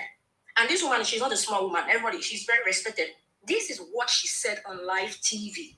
So when you have a situation where the president feels scared, his hands are tied. So why are we expecting that same change? Why are we expecting this same solution from this president? That's a question I want every one of us to ask ourselves. If we already have this situation, the president's hands are tied, he's scared of doing something about the insecurity. So what exactly are we asking the president to fix? No, I really just, first of all, that's one question I would want every one of us to ask ourselves, and we should genuinely give an answer. If our president feels his hands are tied, he's scared to stop insecurity, because if he does that, they will kill him. So it tells us that there is no way forward for us as Nigerians. The help is not going to come from the president. The help is not going to come from the Nigerian government. So with that in note, we should take it that we should find a different way. Like we should look for a solution somewhere else. So you want Trump to come? That's what you're saying. So it's not a matter of wanting Trump to come. The question I'm asking is that okay, the president cannot fix the problem. This is what he said, not me. Yeah. I want you to answer these questions you're asking. No, the thing is that there is this adage that says that it's the rat in the house that brings the rat from outside, right? You get the point. Like when you have when you bring an infected wood from the bush or the forest or whatever that contains ants, you bring it into the house, it populates the house. So at this point now, okay, from your perspective, what do we do? Because at this point, I know in my heart, and I know you know, that the government of Nigeria, Tinubu sitting there, will not provide a solution. Forget all this media propaganda. They are saying the Nigerian Air Force are bombing this, bombing that. All of that are just to pretend and just sugarcoat it. We know nothing is happening on ground. So what do we do? What steps should we take? I just want you to answer that question first before I continue further. My sister, me, I'm not. I'm asking you. Why are you asking me? Because you made a statement and said that we want to see the situation where the president, if they come out and say they've arrested the terrorist sympathizers, they've destroyed the camps, But I just gave you a scenario that the same person said this. I was coming from a position of assumption, saying that because I know this, as you know, that this government cannot do this, and I'm saying this because there's a sizable number of Nigerians that are scared of foreign interference, foreigners coming to help us, which I understand their fear. But when you look at the big picture, or when you look at the reality of our problems, yes, we cannot be helped from home. We cannot be choosers at this point. We cannot be helped. This government cannot fix insecurity. That is the truth. So for me, while I understand the semantics or the sentiments of people that are saying if America come, they are coming for resources, all those talk, as it stands now, and those that are saying that they are part of the sponsors, rightfully so. I'm not going to come and act like I don't know that there's a hand of Western influence in this insecurity in Nigeria. The hands are there, I know. But if we actually want a solution, I truly believe that help cannot come from home right now. Help has to come from outside. So that is where I am. Okay, for that is for sure. So no, now I'm going to allow you in the next 3 minutes, so you just wrap up your submission. But go on. Okay, let me wrap up. So my own question is that we know the government of Nigeria cannot do nothing. So I don't know other ways that we as Nigeria can, ourselves as a nation, as a people, we can actually do something to effect change. Because first of all, we already know that this guy is illegitimate. Ourselves, how? Like what? Let me know. Just say what is in your mind. Okay, personally, I think there's so many ways we as Nigerians we can do it.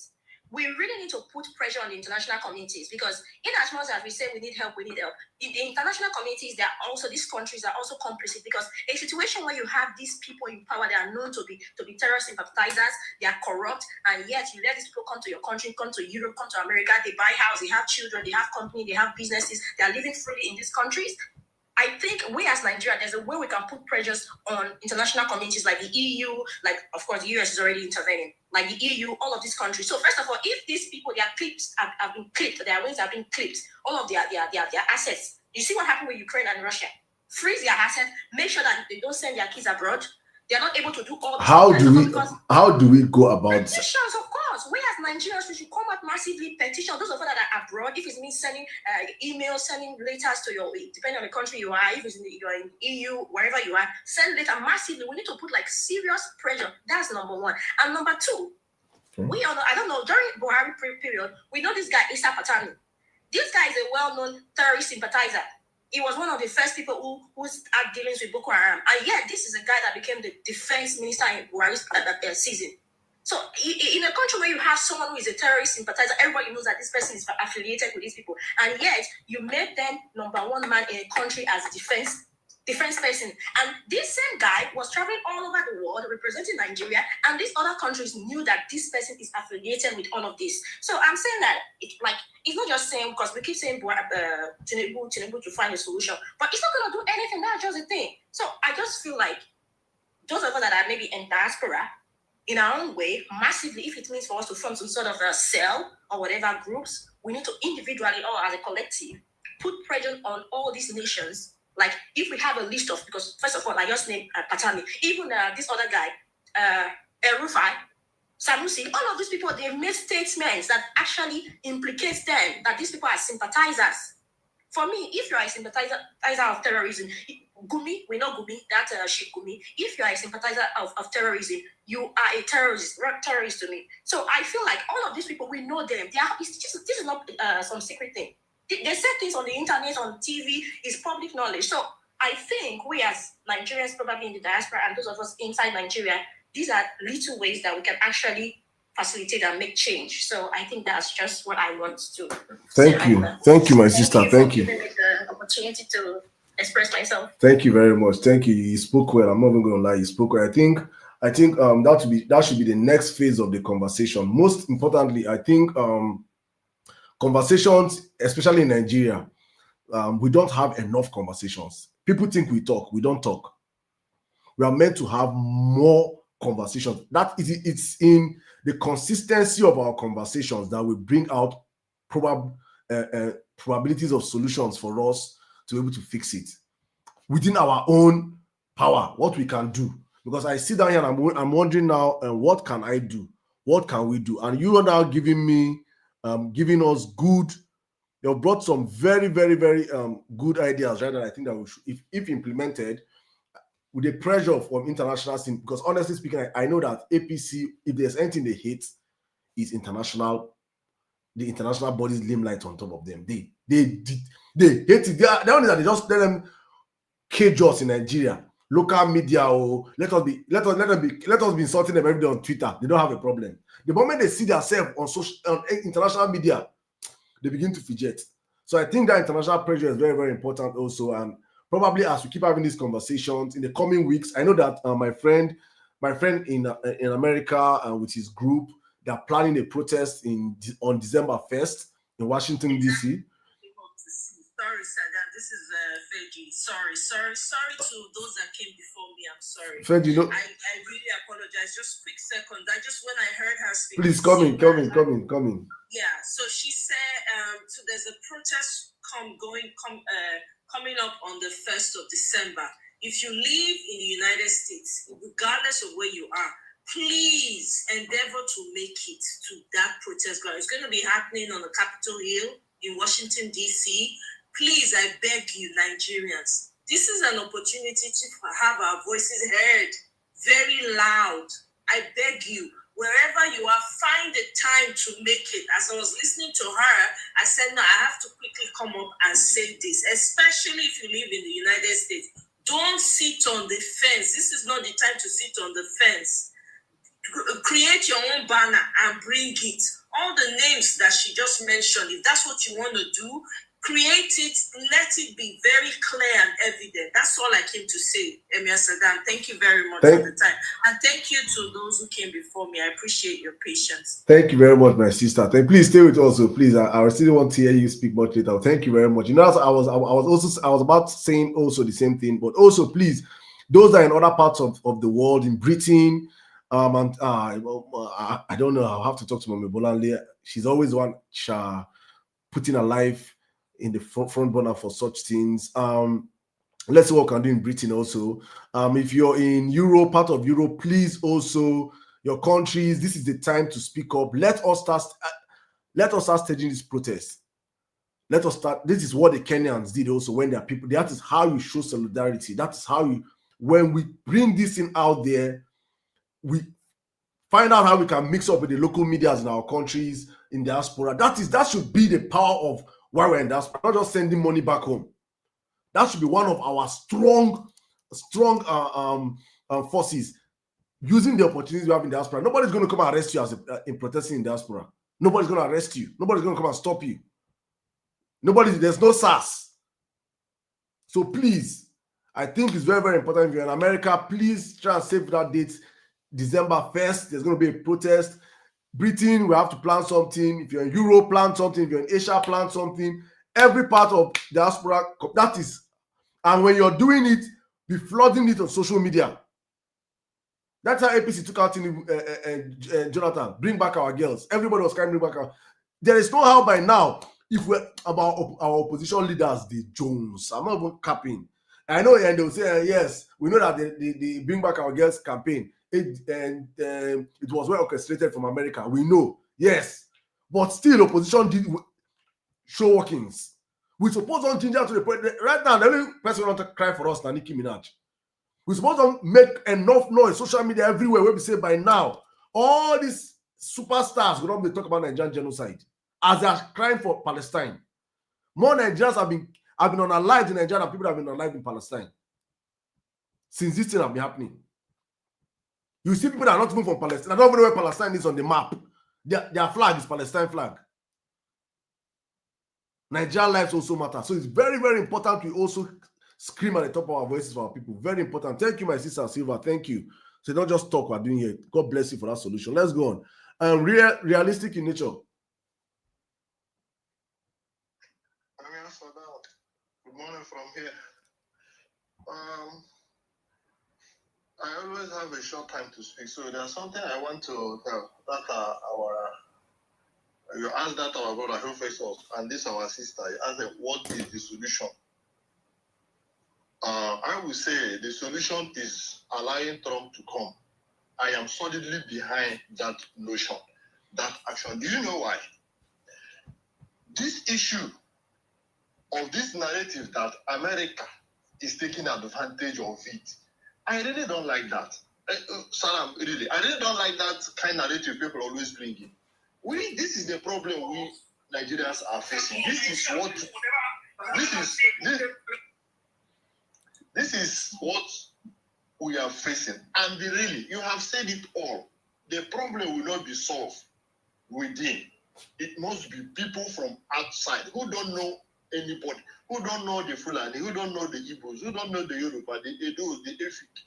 Supposed to be a neutral person. I think they said IPOB is a terrorist organization. Let them come and destroy all the terrorist organizations that we have in Nigeria so that there will be peace. Now, let me tell you something. I know Japan very well, their histories.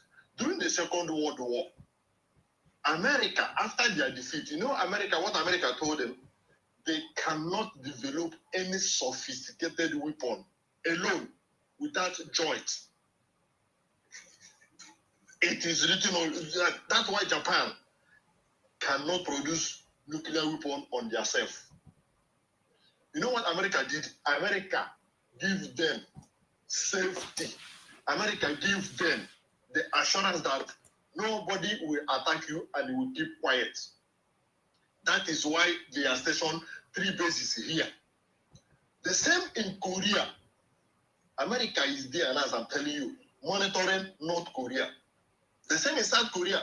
America is South Korea now monitoring every activities of North Korea, every of their movement, because they are security threat to their allies, Japan and South Korea. Why was that? America there's no resources there they are taking. They're not taking any resources. They are here that, okay, we promise you this, and we will give you this. Which plane do you want to buy? Apart from this F-22 Raptor, Japan have the F-35, which is the most sophisticated now.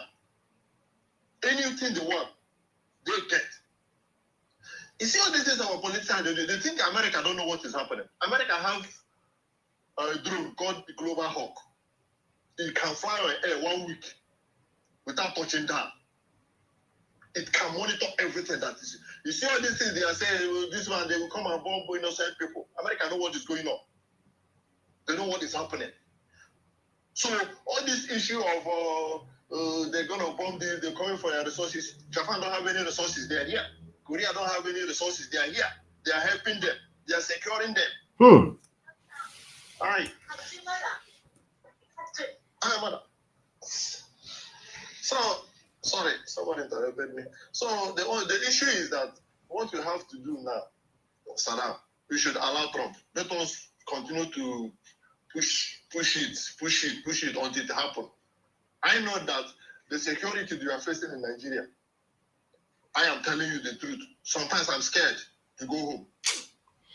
And I cannot lie to you. I'm very, very scared. Since 2002, I have not driven to my car that I bought with an expensive, or I bought very expensive. I have never drive. I only drive it a little in Lagos. I cannot take it home. You see all those kind of things. If you see all these things, you will be like tired. So you will push everything that, okay, let this insecurity stop. And another thing, let me finalize with, if you do not put a capital punishment for kidnappers, for terrorists, I'm telling you the truth, for terrorists and sympathizers, it will never stop. Put me anywhere. That's what I want to say. Thank you. Thank you very much, my brother. Let me even put that down. Capital punishment. That one is a must. That one is a must. Capital punishment. Thank you very much. You see, that's why I love these shows, that when we come out here, you see people speaking. This my brother has spoken is from Japan. He's a Nigerian based in Japan. And he's now, because when you hear the arguments that even forced me most of the time to even keep quiet, like, when you see America is here, America is all the country America went to, they are not doing, they are suffering. And you say, okay, America went to Libya. We forgot that Arab Spring that took out Gaddafi, wrongfully so, also hit Egypt, hit, I think, Algeria, I think hit part of, I think, Morocco. So also that it was an Arab Spring. Egypt are better off today. Egypt are better off today. Morocco is better off today. I'm not certain if it hit Morocco, if someone can call, but I know Egypt, it affected Egypt. Egypt are better off today. Libya was unfortunate because when one man have held on to power for so long, there are no modalities in place to check and balance power. Morocco were impacted. Thank you. One man was in power for so long. There was no modality to check, okay, if he leaves power, who is succeeding on all those things.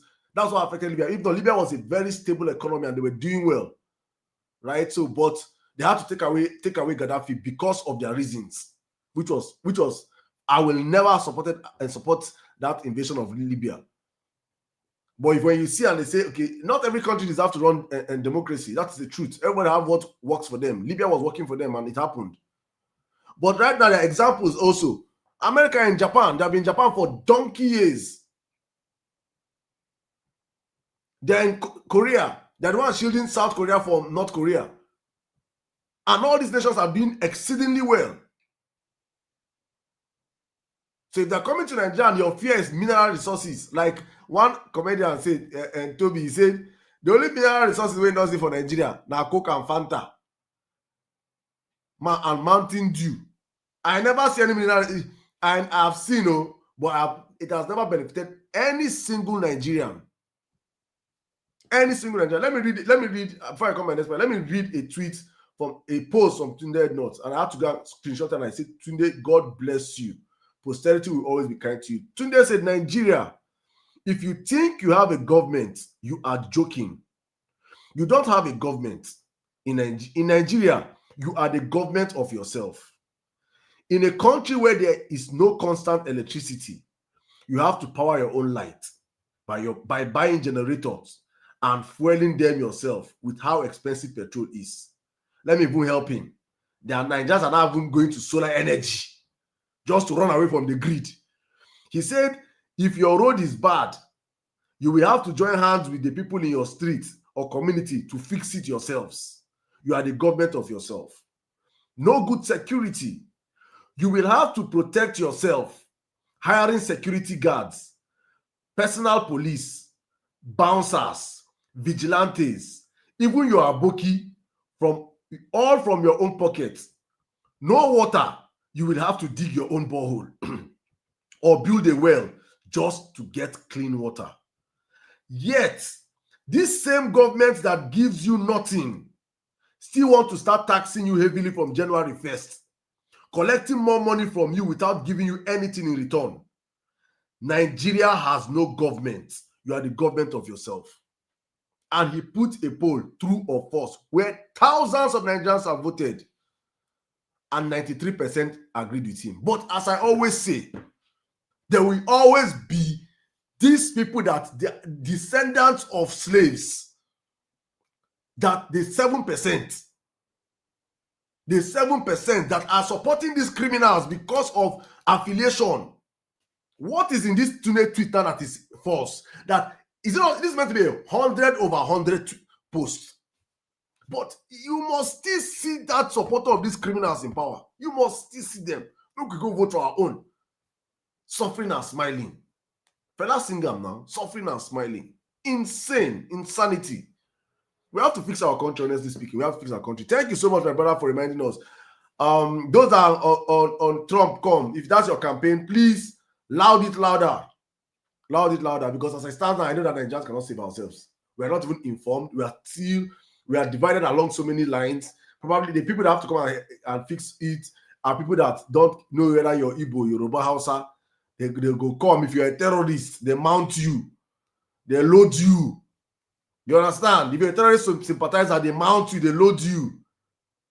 We just have to. Thank you so much. December 26th, are you there? If you can hear me, please unmute the mic. Good evening. Good evening. Good evening, sir. Go on, sir. You have 5 minutes. Yeah. Welcome. You're audible. Go on. Okay.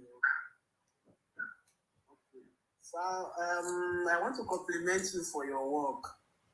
So you are really, really trying. So please don't be annoyed with my level of knowledge or English. So, my brother, no, if you speak pidgin, sir, speak pidgin, my brother. I hope all this. If that pidgin you won't speak, as long as you can communicate, my brother, do it, man. We're all here learning, eh? Thank you. The problem with us in Nigeria is we the youth. You understand? You can see the recent thing that happened about Regina, Daniel, and Ned. We are just, if you go to internet, especially those bloggers, the second thing is those bloggers. We youth are busy contemplating and talking about Regina, Daniel, and Ned. Why the country is being messed up every day by day. You understand? So, Samples, can I ask you a question? Where are you from? I'm in Nigeria. This is one of the most useless questions I never answer. I don't want to know your place. I want to just give an example. Don't be offended. This question is a question I've kept you people where we are as a country. I have my reason for asking the question, but if you can't answer, it's okay. I don't. It's not that I can't answer. I will not answer because it is part of the questions that have kept Nigerians in slavery. Because when the question is always, where are you from? The next thing is, oh, because he's not your brother. Oh, because that's the mentality of slaves. No, I'm not talking about you. I'm not talking about you. I'm talking about this question now. If you don't identify that this question is a problem of Nigeria, you have to learn. And that's what we do on this platform. We learn. Right? So I'm letting you so you understand going forward. This is a very it's a slavery-induced question. I will allow you continue. Let me give you an instance. I was on Idris Abdul Karim's one of his lives, and he was complaining about Nigeria. And I'm not going to give you the treatment. Let me give the story. Then I'll come back to you. And he was just talking about the Nigerian problem, and some people requested the mic, and he brought them up. And someone asked him this question. He just asked me now. Where are you from? And out of anger, he just threw the person out of his life. I would have done the same thing to you, but I want to educate you. Because out of that particular life, I learned something. And he just said that this is exactly the problem of Nigeria and Nigerians. That when somebody is questioning the problems of Nigeria and Nigerians, you will find people that will come out and be asking questions. Where are you from? How does where I'm from, how does it affect what I'm saying? Or the reality of what I'm saying? Is what I'm saying wrong? Or is what it is saying then wrong or right? So many of you young Nigerians have got to that point where you guys have been brainwashed to ask questions with primordial sentiments. I saw a video today of Dapo Abiodun, the governor of Ogun State, serving the so-called richest man in Igbo land, serving him food today. The people that control this country don't ask this kind of questions when they want to share your wealth. When they're trying to, they don't ask where are you from. So please learn it from going forward that you don't go on people's lives and asking questions. Where are you from? If you have a submission, give your submission, my brother. Let me put your time back. Go on now. Sorry, sir. No, it's fine. Go on with your submission, my brother. Go on. Okay.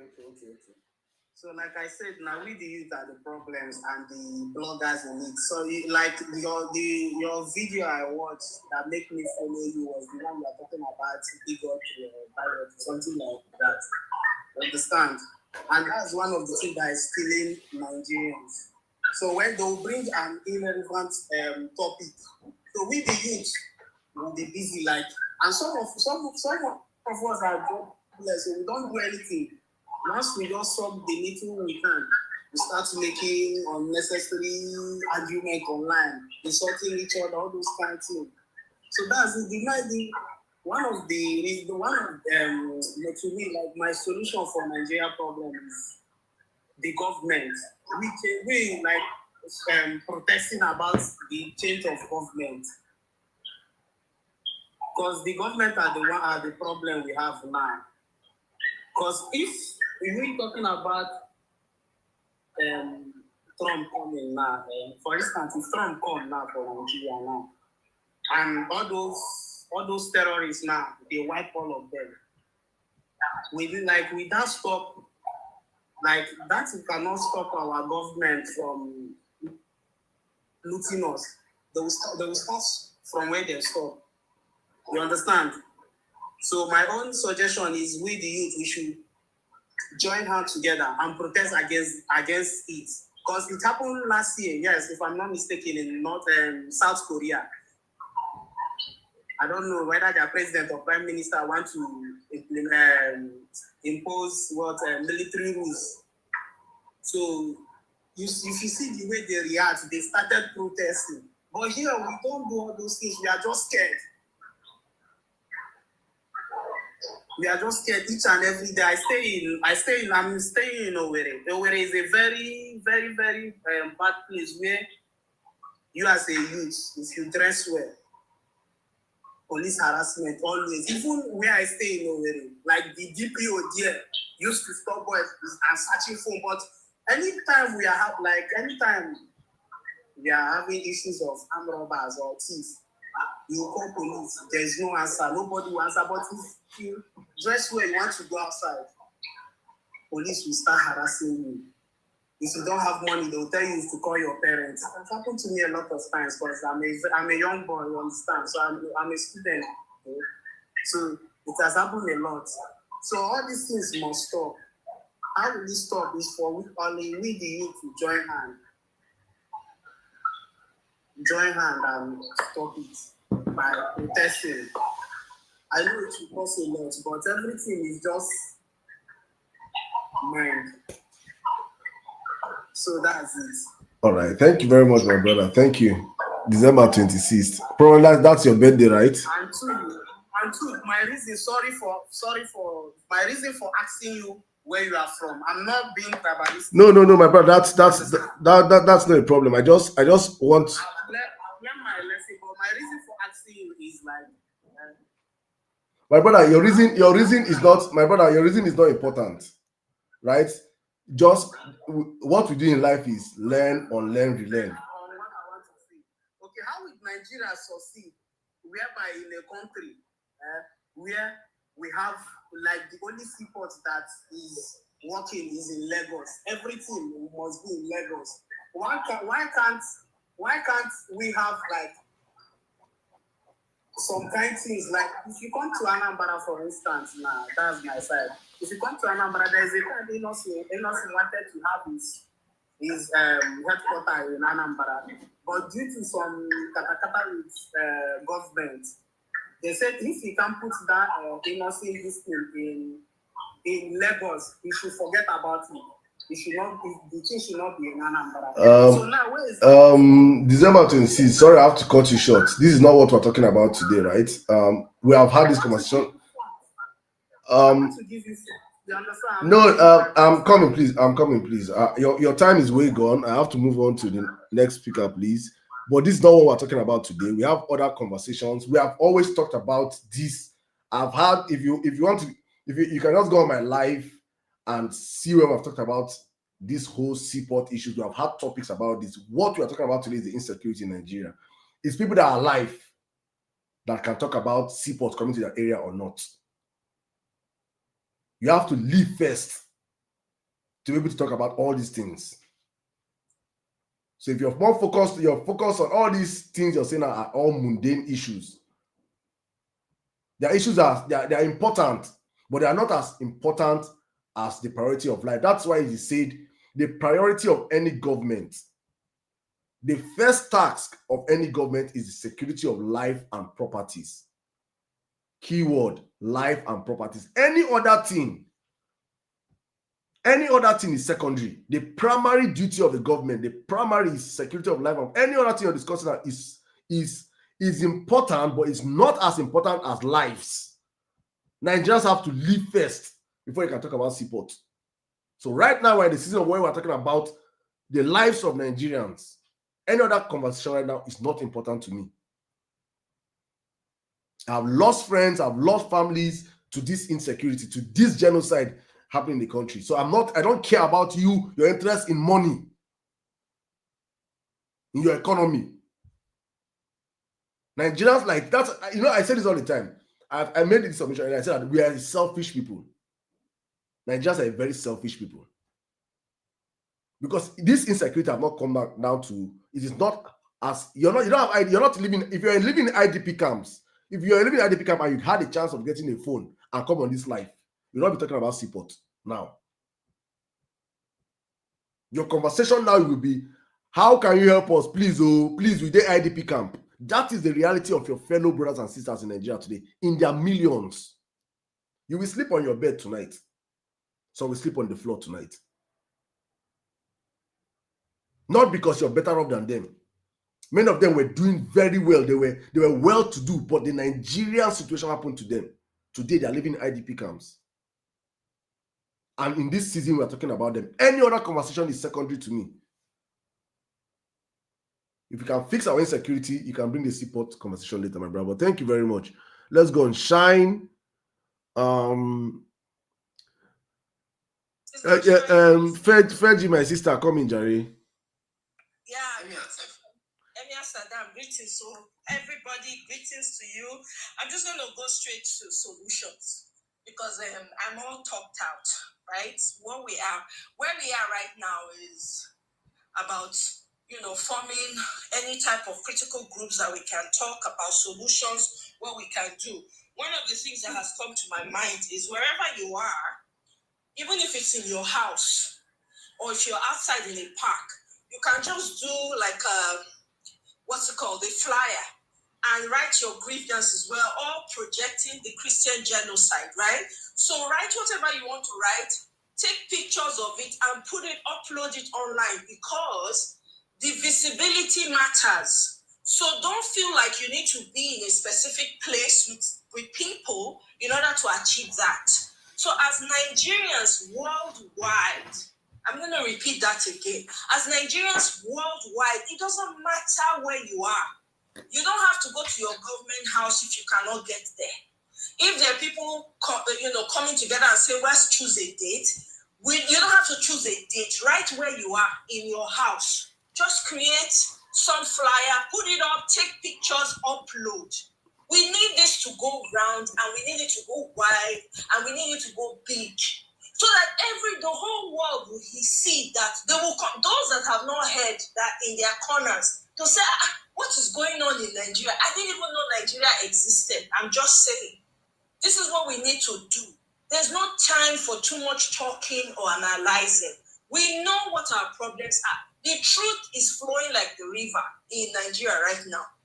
We already know who the people sponsoring these things are. We know some of them. We might not know all. We know some of them. Project the information you want the world to hear about. This is our moment. This is our time as a people. You don't have to. I used to say, Nigerians back home, we should all mobilize, come out, protest. I'm even retracting from that. You know why? We've lost millions of souls in Nigeria. We've lost millions after millions of people. They're putting the numbers lightly so that to make it, easy to report. But we've lost a lot of souls. So if people have been beaten down so much that they cannot come together and really give us that numbers, we, the people that have the strength, need to do so. Even if you're in Nigeria, in your house, if you feel safe enough, do something. Put a flyer up. Project the message you want the world to see. I cannot overemphasize that this time is very critical. There's no excuse. You cannot afford to sit on the sidelines. Because it has not reached your front door does not mean it's not. You don't know what's going to happen tomorrow. The people in Benue State, those people that are in IDP camps, they never thought, some of them never thought they'd find themselves where they are, but they are there today. None of us is better than any one of those people and those that have lost their lives. None of us are better. The difference is the location where we are. There are people from different parts of the country and the world that have lost their lives due to this genocide going on. So as Nigerians, I am begging, this is not the time to sit on the sidelines. Make your voice heard.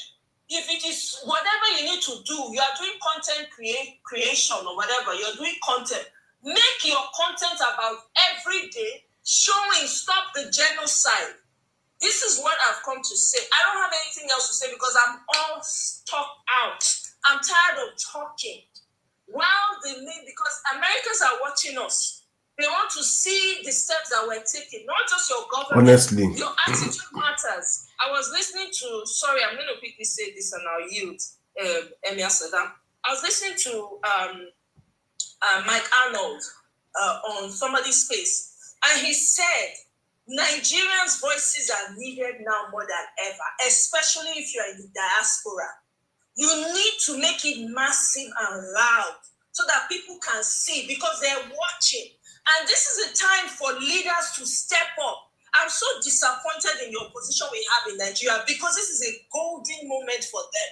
For someone or people to step up and take a hold of this and run it home. That's all I came to say. That's all I'm going to say, Emir Sirdam. Thank you very much for the time. Thank you very much, my sister. Thank you very, very much. God bless you. Thank you. I think going forward, in fact, let's start from here. Then it will trickle down on violence space. We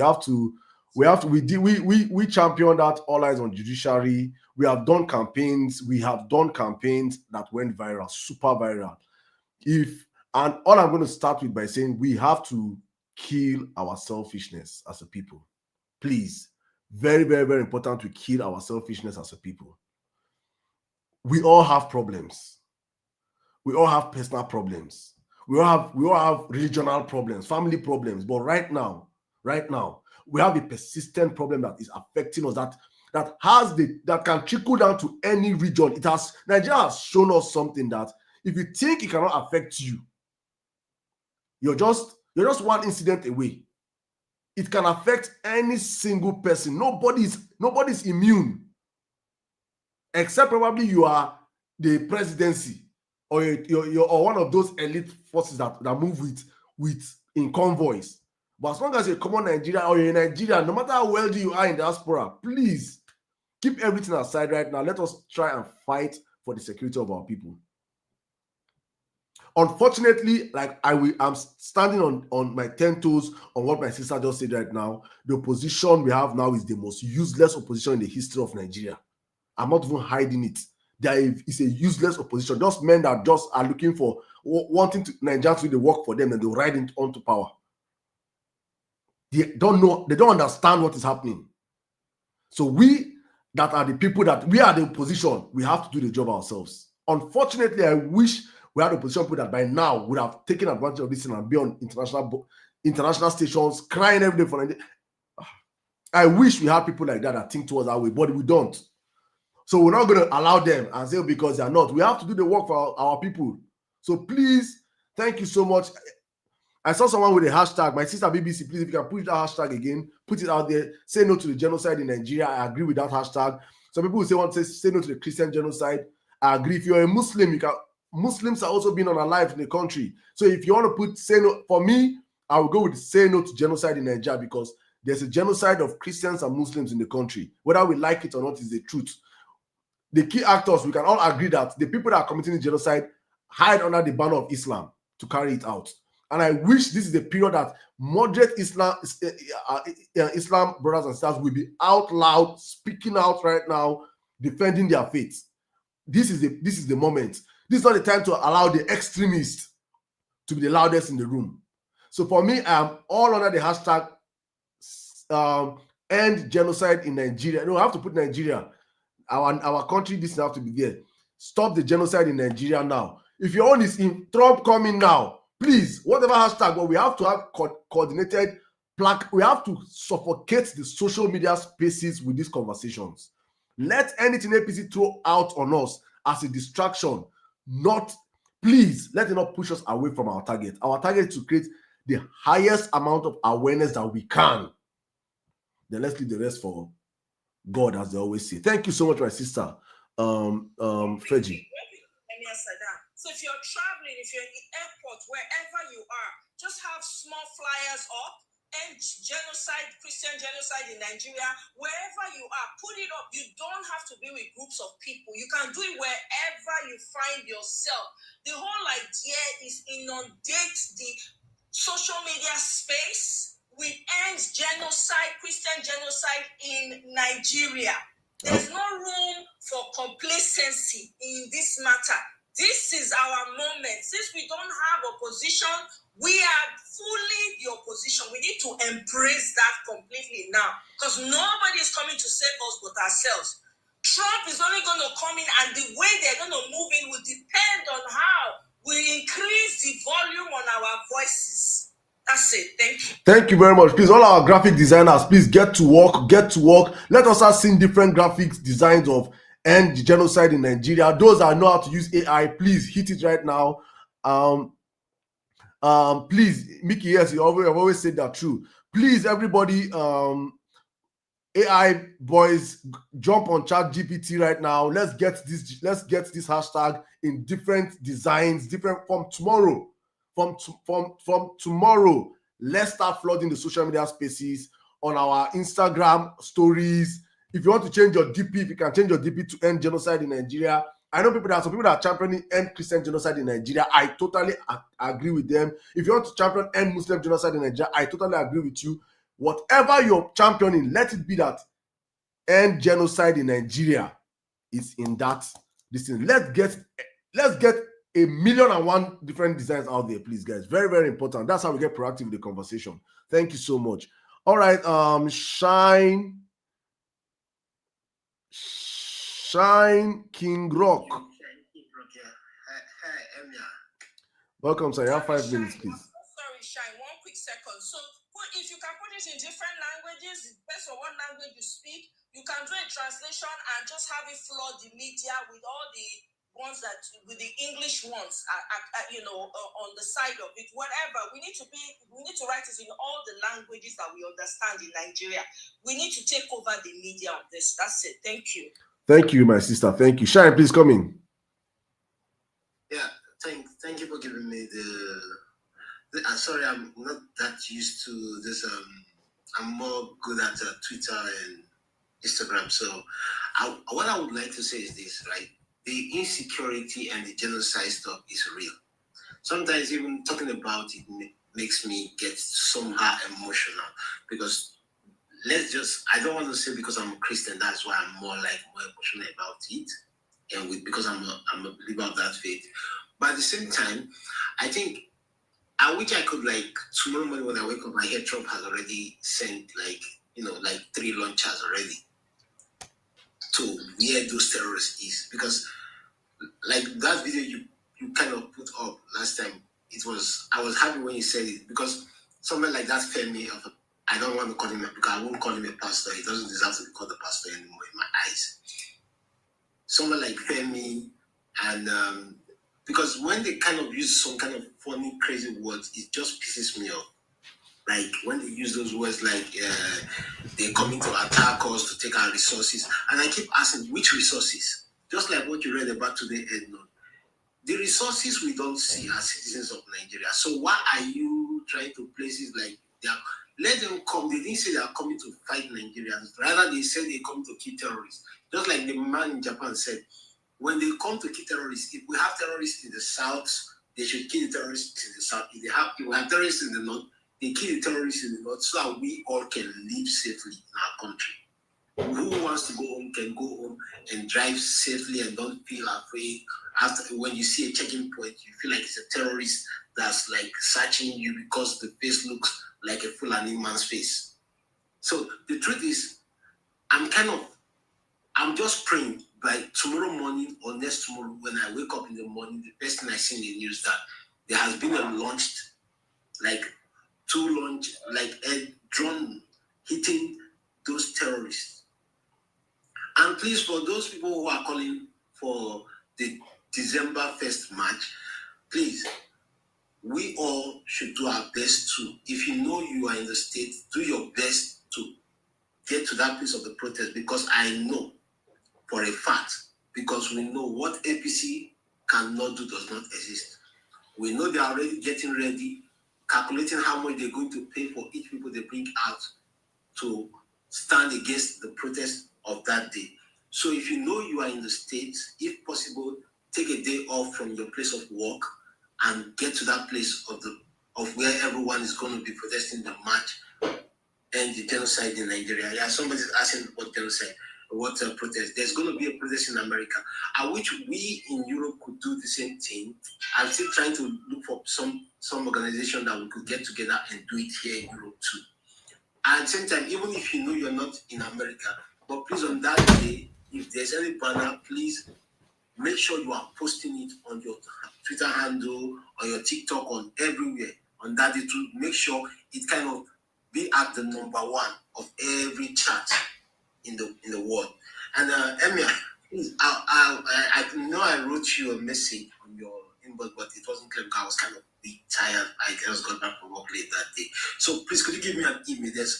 Could you open an email that is possible for us to send your message? There's a PDF file I want to send you. So just open a new email so that you don't feel insecure about doing it with your own email. You understand? So just give me a new email or something. So okay, please just remind me tomorrow, please. Okay, I'll write you. So, but what I'm saying is this: I believe there's a genocide, and it's not I live in an Arab country. I know what it looks like, and let me tell you, Muslims who are here right now.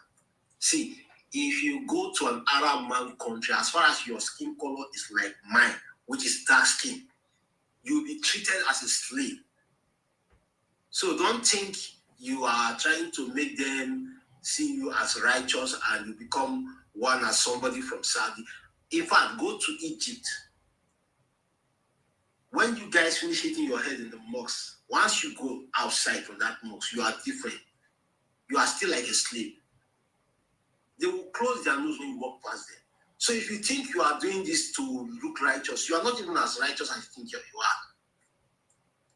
You just keep wasting your brother's life who is going to support you to make your own country better. Because in the eyes of these white Arabs, you are nothing.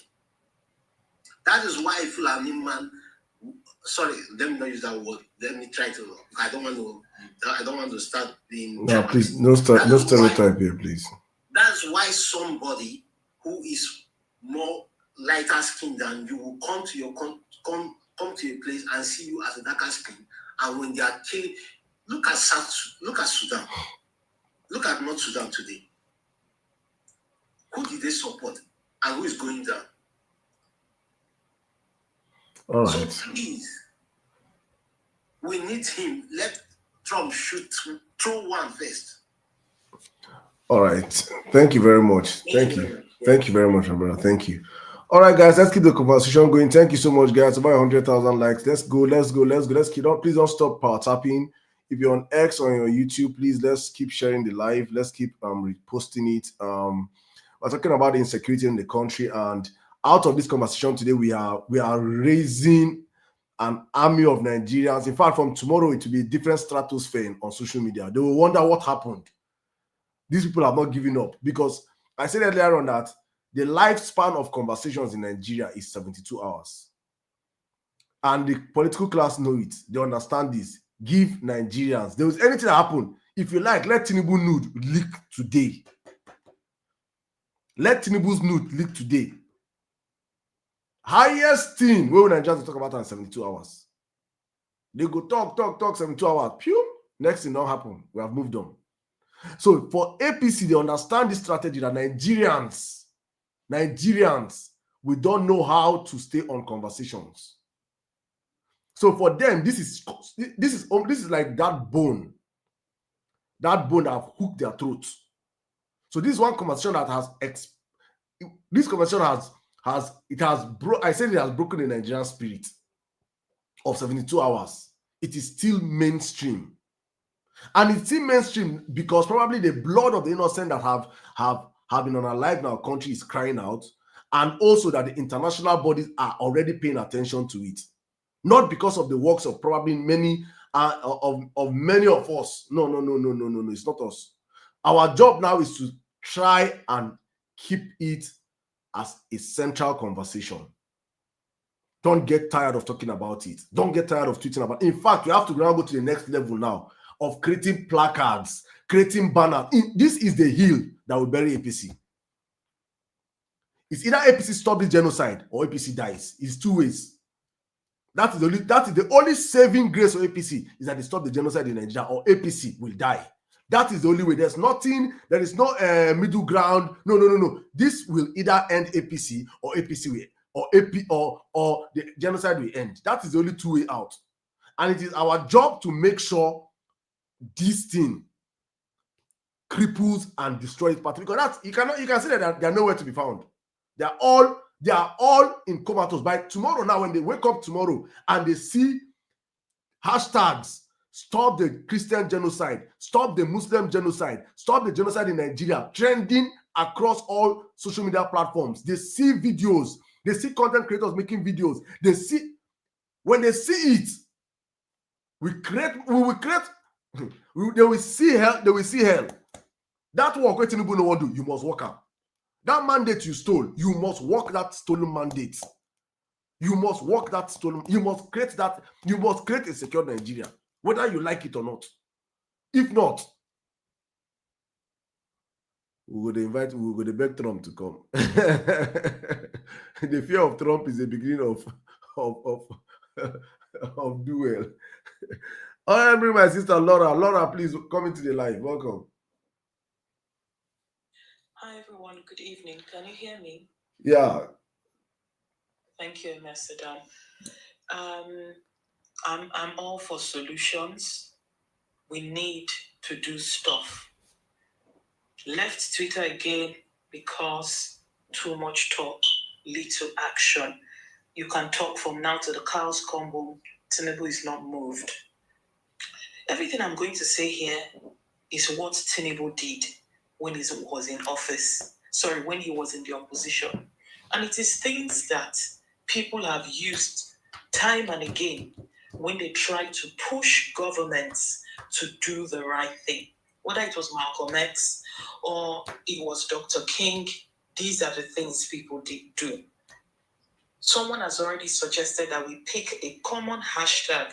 The way Mrs. Obama, Mr. Obama, and everyone carried Bring Back Our Girls until all the musicians started carrying it. Thank God we already have Nicki Minaj aware. The deal is we find one hashtag and we begin to take a photo, even if you don't want to put your face, and begin to say, end genocide in Nigeria now. We pick a hashtag, we put it up. Put it up until people like Tunde Ednot are picking up, and before you know, it has spread like wildfire. Just to also let you know, before I begin to list a few items here quickly, I was on Dr. Harun Agoro's page. If you know Dr. Harun Agoro is on the Middle Belt, he advocates a lot for the Middle Belt. And I saw a video this evening showing a day ago that 27 people were killed. When the youth vigilantes in that community heard the movements, they informed the police, the army, and the army. When the Fulani herdsmen, they said they came first with cows like herdsmen, but the main killers amongst them, the bandits and the terrorists, who hide at the bottom, you won't see them. Later on, they came up, opened fire. The army opened fire. Their firepower could not maintain the long battle. They called for backup. They never sent. Oh no, they said they sent backup, but those people that came could not face it. They left. So the young man's words were, the government is complicit. Because 3 days prior, so this video, I watched it today and it was showing a day ago. And the person who was saying it was saying yesterday. So 2 days ago is when this happened. And this is in Plateau State. This was a village, 27 souls gone. So anybody that is coming to this life to talk rubbish, I pray God visits you with death, your family with death in this season of celebrations. I put that aside. We must organize. The hashtag, the post is one.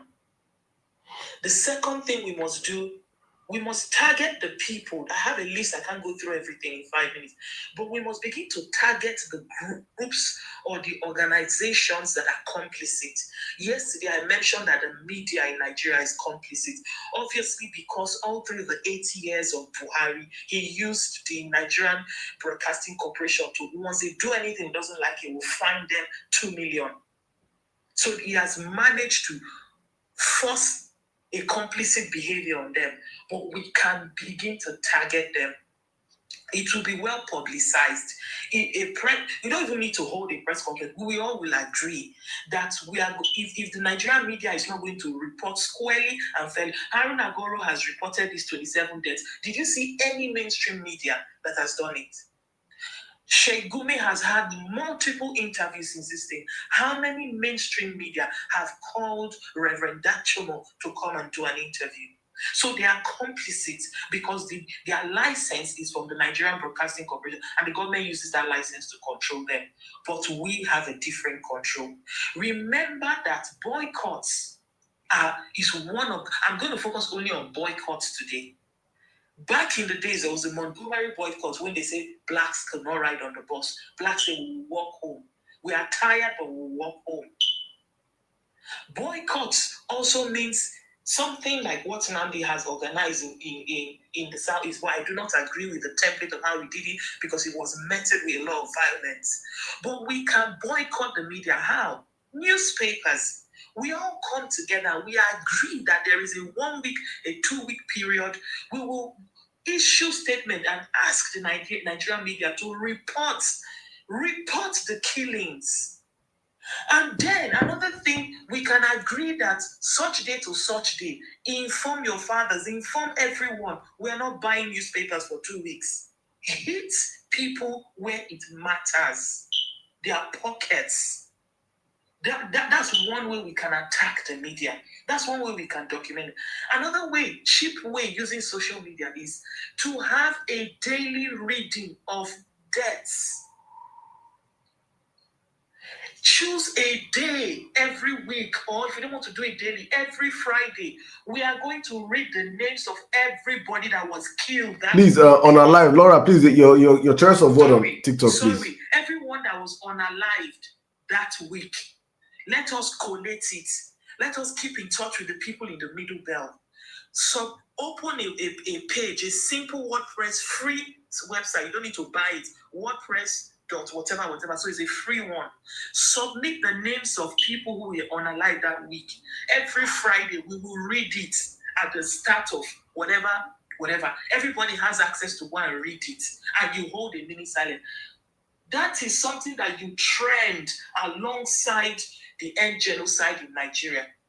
Then you follow it up with, I end with this, with an opinion piece. Tinubu, you can do everything you want to do in Nigeria. Tinubu doesn't care. Go to the international media, you will see Tinubu running helter-skelter.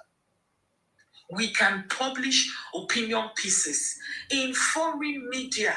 Publish something. If Tinubu published against Jonathan, for even in the Financial Times, that is supposed to be a financial paper, he was publishing against Jonathan. We can put it that, and we have things to do. We can put that there is a weekly reading of the names of people who die every week. Do you know that is an indictment on the government, that we read the names of people who die weekly? Do you know that it brings it to the front of everybody's mind? Today, everybody in the country, you can say end genocide in Nigeria now, 9 p.m. death reading. Every 9 p.m. Friday, everybody knows that 9 p.m. in Nigeria, they're going to be reading the names of all those who died this week from terrorism. Jam it into the consciousness of Nigerians.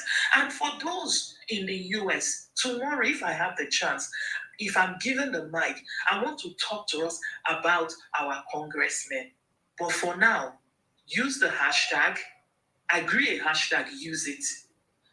We can plan, we can organize and see how we will hit the press where it matters. Are we going to cancel our subscriptions the way Americans canceled Disney subscriptions when they wanted to protest against that comedy stand-up person in the US this year?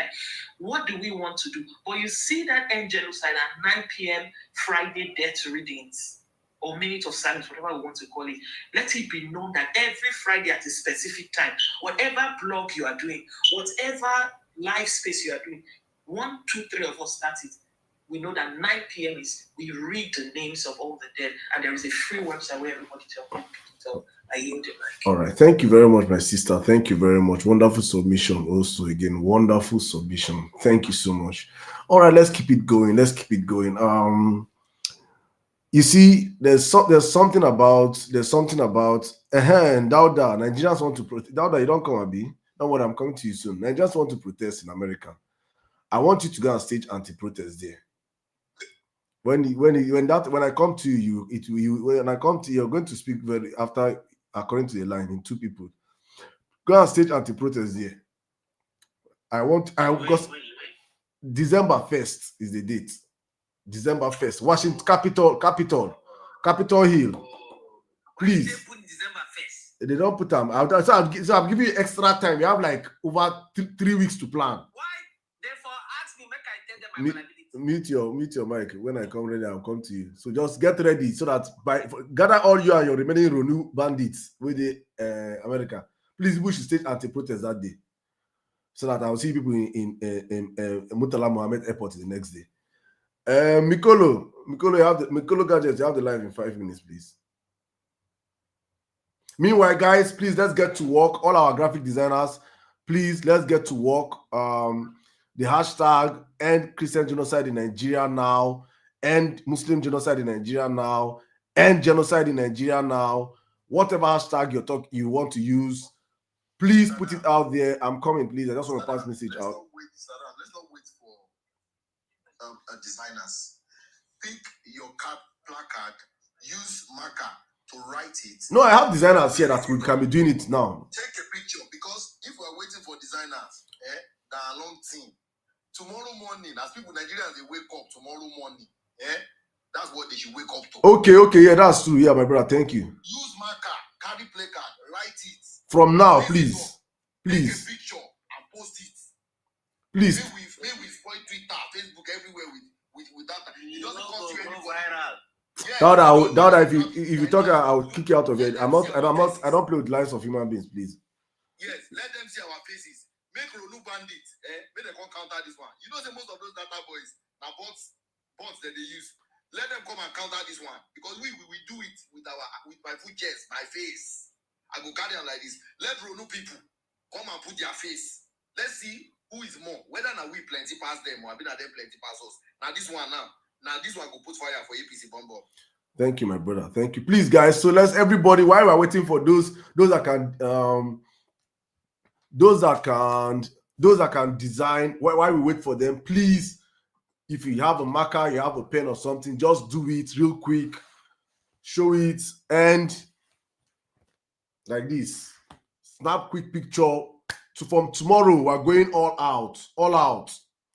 Let's take this conversation to the next level. Thank you so much. Mikolo Gadget, you have the live in 5 minutes, please. Welcome. Okay. Good evening, Emir Sirdam. Good evening, everyone.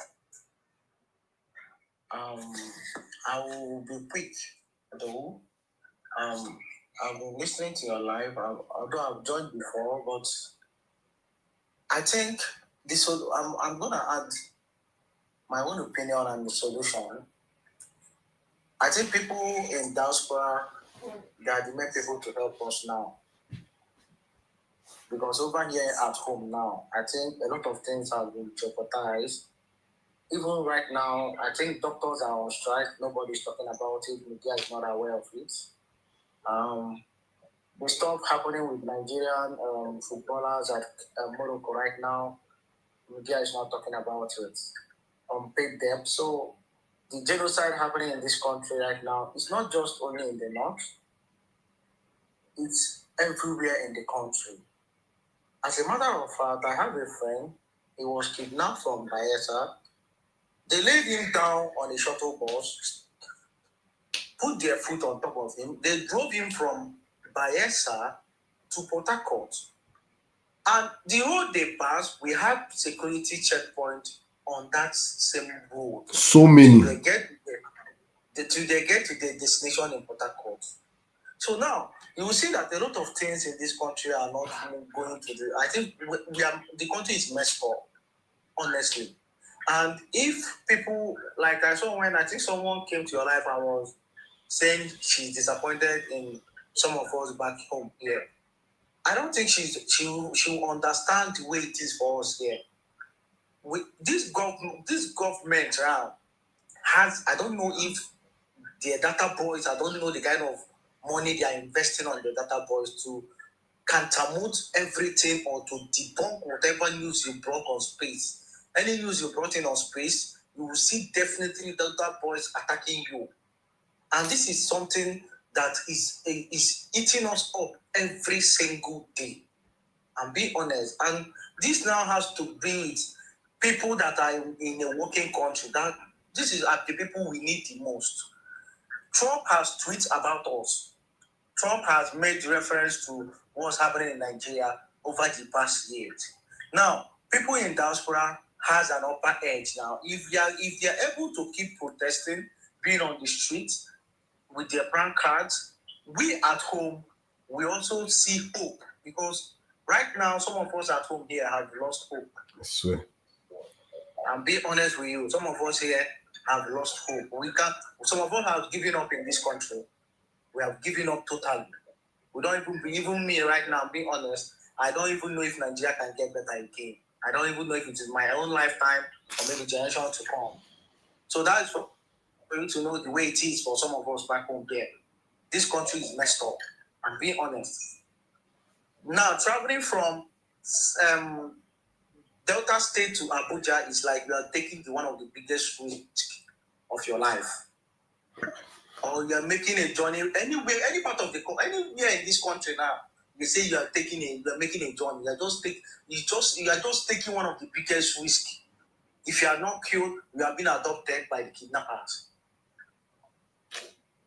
Now, so this year alone, people have been contributing money for kidnappers. You've just been added to a group where they are raising money to pay a ransom. This is how bad it has gotten to us. So I feel that people in diaspora are the people we need the most now. They are mouthpiece now. If they cannot come out of the street, because you are in a working country where your whatever you are doing on the street, you'll be protected for protesting. But here we can't. If you raise around for protest, the data boys will start. They will bring division immediately.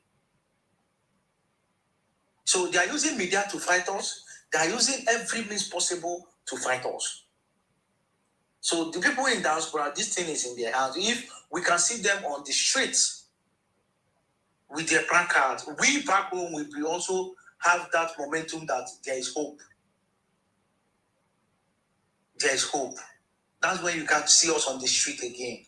You know, just like NSACs, we have they should give some of us back home our accolades. Some of us have tried. 2020 protests, we are outside. How many protests have we held in the past 7 years? How many have you dared to result? Some people died in the process. Some people, we still have some people in prison for 2020 protests. PC has to die, honestly. So I think my own solution here now is this. We are going to use our media. In as much as the data boys are going to attack us, we are still going to use our media. We will try as much as possible to push this hashtag. The good part of it is that the international bodies are interested in our case right now. This genocide must end. It's not only in the north, it is everywhere in the country. You can't even take it. Even you now, if you just come back from you are in the States, you just come back to Nigeria. The best thing you can do for yourself is just to isolate yourself. I'm already getting it already, man.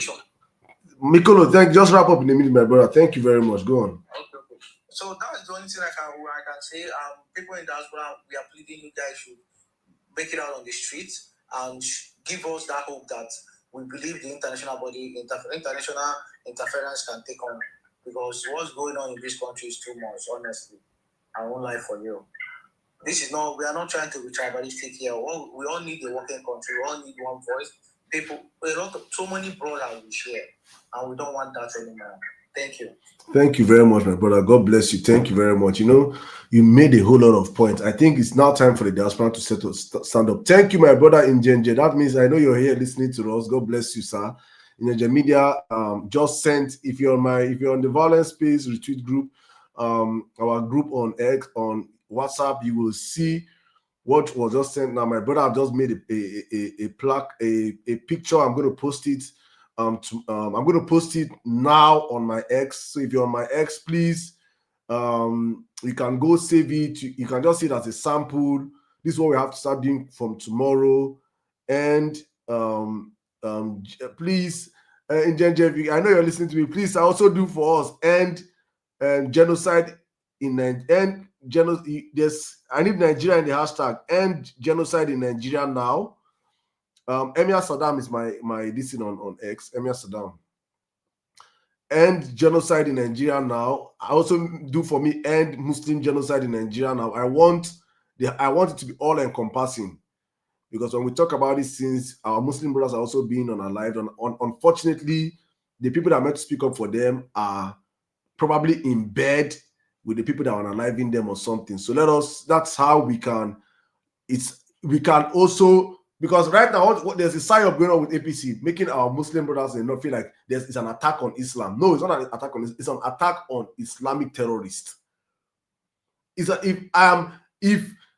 America is coming right now, all the insecurity, IPOBO, all those people that are in the forest, anywhere that there's insecurity, take them out. If there's no middle ground, there's no soft spot. Let terrorism end, as APC cannot do it for us. But let it be that we amplify these voices, please. So please, I beg, just my brother, please, if you can make more of these pictures I'm seeing, very, very nice ones, please. Guys, that's how we have to start in from tomorrow. Let's flood the social media space with this thing. Your Instagram, your WhatsApp stories, your Facebook, your every social media platform you find yourself in. Let's amplify the voice of Nigerians, and hopefully others can pick it up from here, and it becomes a viral trend. Thank you, Mikolo, my brother. Thank you, Collins. If you can hear me, please. You have 5 minutes.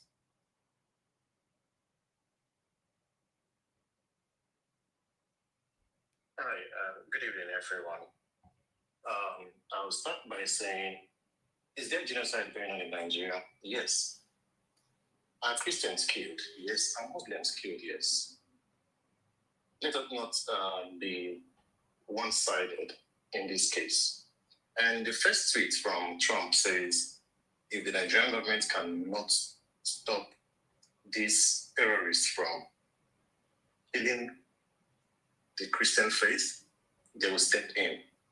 This is not a fight between America versus Nigeria. Neither is it a fight between America versus the northern part of Nigeria. This is a fight between, first of all, Nigerians against the terrorists. And mind you, there are terrorists in Southeast. As long as I'm concerned, all those boys that are causing unrest in Southeast, they are all terrorists. Facts. If Trump is coming in, I am of the opinion saying, if you have people in the north, please, we also need you in Southeast. Facts. Let it go round. Spare no one. Spare no terrorist organization. If what I am seeing on the internet today is really appalling, like it brings tears to your eyes, because the people that you see today turning it into a tribal war or tribal exchange between Igbo, Hausa, people that you've never seen on the internet before. Now they are beginning to pop out. Some of them are even saying things that doesn't really make any sense for 1 second. My brother Collins, please, what if you know me, if you know my platform, I do not come on my platform and amplify what other people are saying. No, I'm not. I'm coming. I know why I'm saying this. So whatever you see on other platform is not my business. Whatever people are saying is not my business. Our business is here that we have an agenda. Just speak on the agenda. People will you're dealing with people that have to create diversions, create reactions, and they want you to react to what they are doing. I don't care about them because they do not matter. I understand how they play. My job here is to speak on the insecurity in Nigeria, the genocide. If those want to do bigotry, it's their business. Don't talk about it on my platform. You did not see bigotry on my topic, my brother. Please go. Let's talk on what we're talking about here, please. I'm not even going to the bigotry part, but all I'm trying to say is this is the opportunity for them to start, talking about how the insecurity in the north is affecting everyone, not just the Christians. This is also time for you to promote that this bandits or the terrorists, whatever you call them, they are killing both Christians, they are killing Muslims. We are all affected in this genocide that is going on. The genocide is not one-sided. Yes, the Christians are the ones raising voice. And if I am dying and I raise my hand seeking for help, people will come for me. But if you're dying and you just relax, waiting for you to take your last breath, people might simply just say that, oh, there is no more hope. But I have cried out, believing that if anyone can hear my voice, there's a chance for me to survive. And this is what we should do. Let it be a collective fight. Do we need international help? Yes, we do. Because our governments have not shown us any sign that they are ready. Simply, or maybe some of them are part of the problem. Or some of them are part of the ones financing the problem we are facing. So they are going to be complicit from beginning to the end. And for someone who said the diasporans, we can't cry more than the bereaved. We all together, it's a fight for both you in Nigeria, those of us in diaspora, we all fight together. We all continue raising our voice. You don't have to be in the street to do it. You can do it indoor. It could be that every morning you wake up, you put out a tweet. You don't know who will come across it. But the thing is, consistency matters a lot. So let's do it together. It's a fight that we must fight. And if anything, good comes in and Trump comes in, fine. But if Trump doesn't come in, let it be that our voice is heard. Not just in Nigeria, but let it continue ringing out loud. Because I feel like from the very day Trump put out his statement, the killing intensified. What is the government doing? Colin, sorry to shut you off. Imagine. Mikolo, no, please, not here. We don't do this here, please. Collins, wrap up, please. All right, so we need the insecurity to stop, because even when you mention the diaspora, so many people in diaspora are afraid to come home because of what is going on, not things going on in the north, but the ones going on in the southeast. So do we need help in Nigeria? Yes, we need help. And we need that help both in the southeast, we need it in the north, we need it in the south, all round. Because what is going on is ravaging the country and it's spreading like a volcano. It has to stop. Thank you. Thank you very much. Thank you. All right, Mikolo, please come in. I have to stop you there, please. I want when people are having a submission, you allow them. If you want to speak, you want to rebuff, you can come out to your own rebuttal. But let me allow you, please. It's fine, bro. In a minute, please. Okay, what I wanted to add was, Colin, I was trying to tell him that imagine we have so many Nigerians in diaspora. Imagine the likes of US, Canada, Australia, all over the Europe, all of these countries choosing days to come out to protest in respect to what is going on in Nigeria. Do you know the kind of recognition that will come from that? Even we back home, we see that people are over there. That is it's going to raise a whole lot of alarm for us over here. You can see the way ENSA started. That is the way it's going to start over here. That's the way it's going to start. Because most times, if I enter on social media, when you see people talking about genocide that is happening in Nigeria, it's not just about the Christians. We know it's not just about the Christians, but the Christians are the more affected people. Most communities that have been rid of are Christian communities. So it's not like we are trying to reduce the Muslims that were being killed as the amount to nothing. No, but let's just keep that aside and let's call on even if it's in the international bodies. That's why I keep laying emphasis on our brothers in diaspora. Not they can help us. Imagine all these countries I mentioned, our brothers over there and sisters just make it to the streets with their plancards and everything. Imagine the kind of around that's going to raise over there. Of course, what we need to, of course, our prayer is like it's going to be answered. I'm being honest, but at this point, relying on Nigerian government to do something, even while Trump has made a tweet. Believe me, Nigerian government, we know what they can do. APC government, what they can do does not exist. Those people. All right. Thank you very much. Thank you. Let's go on with the conversation. Let me check. Okay, let me check what my brother just tagged me on. Mickey. Okay, let me see. All right, let's keep the conversation going on. Guys, please, if you're joining us for the first time, it's the Emir Sirdam show where we come out and we talk about the politics going back home in Nigeria. We do this every night, 10 p.m. Nigerian time. We come out here every weekday, Monday to Thursday. So you won't see us on Friday, but out here Monday to Thursdays, you know. And we're talking about insecurity in Nigeria, the genocide of killings of Nigerians in back home, and we are trying to highlight it, proffer solutions, and probably take home action plans that we're meant to implement, just to make sure that this conversation does not get watered down. And I say this all the time, please, Nigerians, I understand how much you guys love diversion, how much you like to catch cruise with situations where we know how it is. I think that's a copism mechanism for Nigerians. You know, we have to find a way to cope with our sufferings. So we have to always laugh and catch cruise, right? But right now, this is a chance for us to probably reset our country to the point whereby that we can start living like individuals, like real human beings, whereby the value of lives in Nigeria will matter.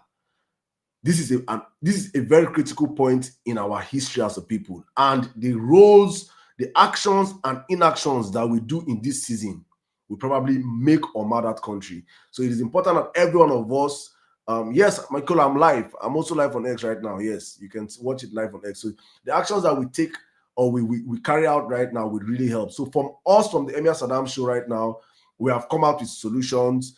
My brother and a friend they're already organizing the Save Nigerian group. They're organizing a protest in America on December 1st.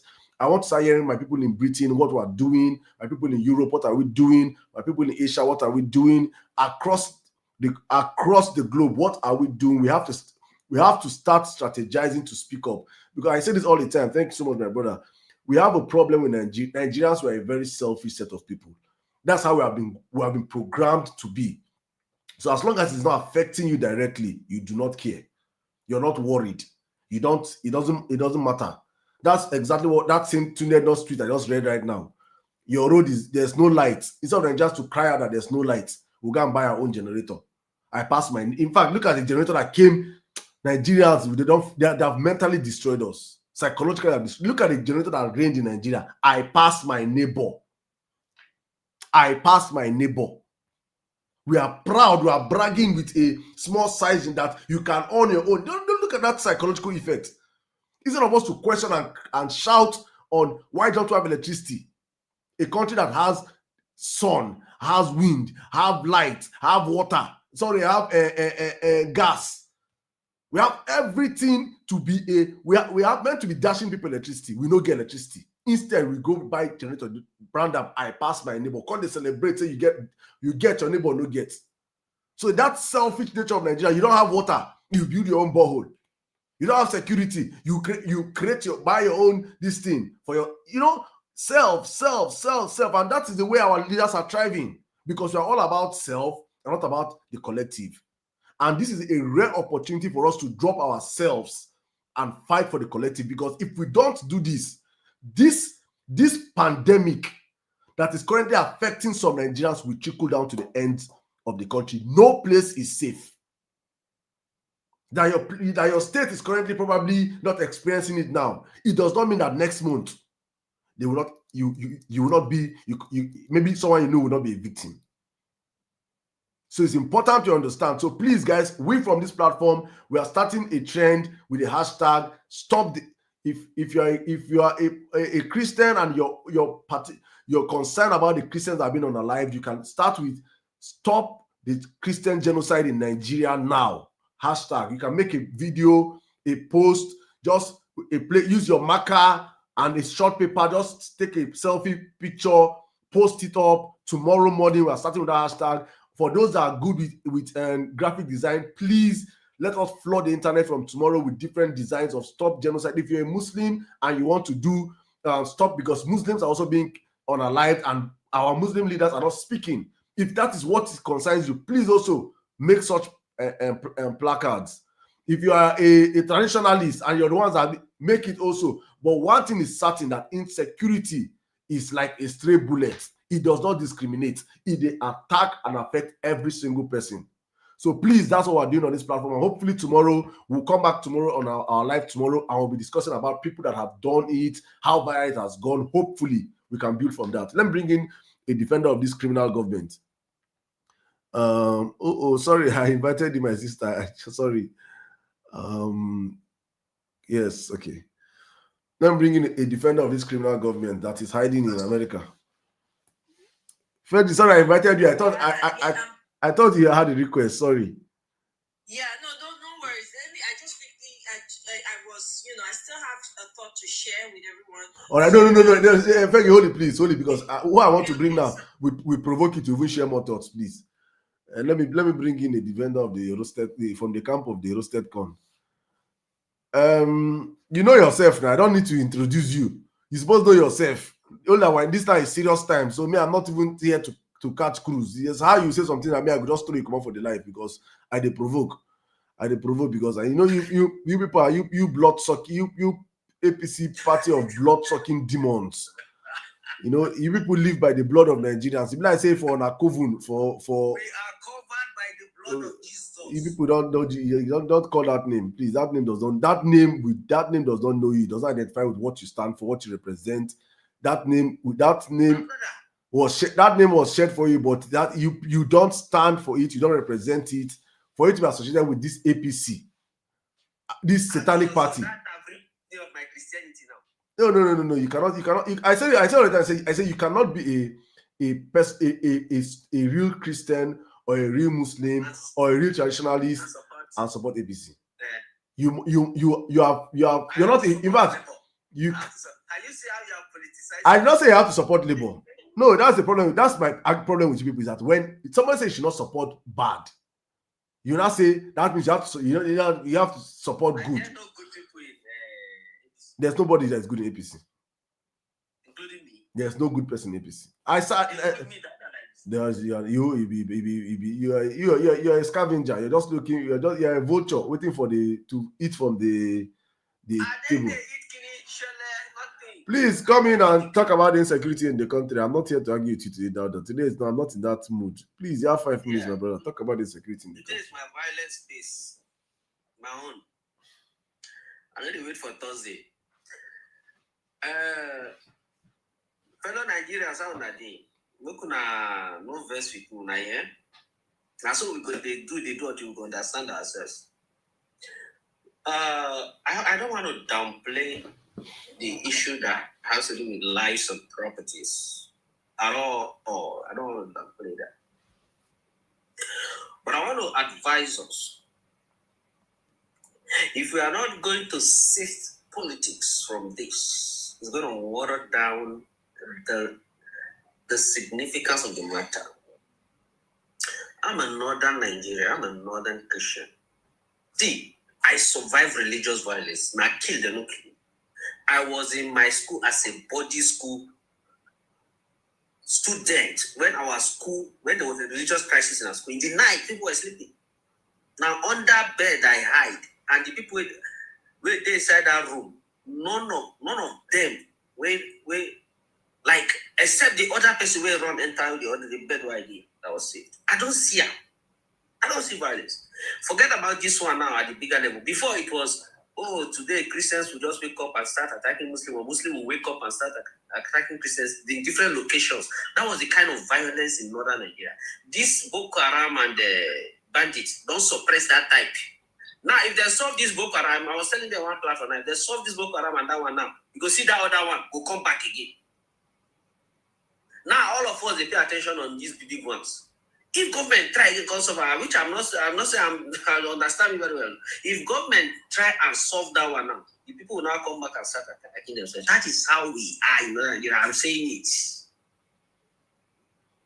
Right? That is why you hear, somebody, they don't cut him, kill her because she said this or they said that. Muslims have been attacked in Jos area. That is the kind of thing that will now come back. When Tinubu took over initially, before the passing away of that soldier guy, this thing, the thing started cooling down. Then you begin to hear Kano, they don't kill one person because he do this. Those things started coming up again. That is the problem that we have. And I kept saying it, if the government will not have the audacity to arrest a pastor who is preaching hate in the church and arrest a man who is preaching hate in the mosques, if you clear this one, you will raise new ones. You cannot, even Facebook, I have reported horrifying messages. I understand that also. On Facebook responded to me that nothing was wrong with those messages. Why would Facebook allow those kind of messages to fly in Nigeria? Me, when we say I never commit any crime, Facebook blocked my account that I committing fraud. I say, go to FBI and prove it. So when we are allowing the space to be, do you know what some of these things, what they say? When somebody came and threatened the wife of the president of beheading or all these things, was it not on social media that it went viral? Facebook will still say that That was not a wrong content.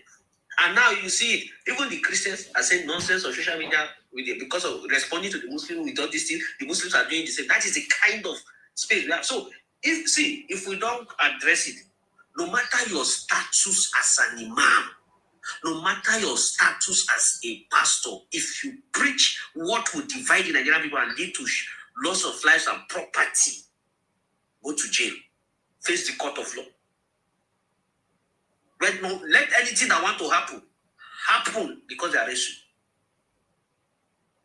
But these kind of messages are there. I did my own voice message and I sent it out.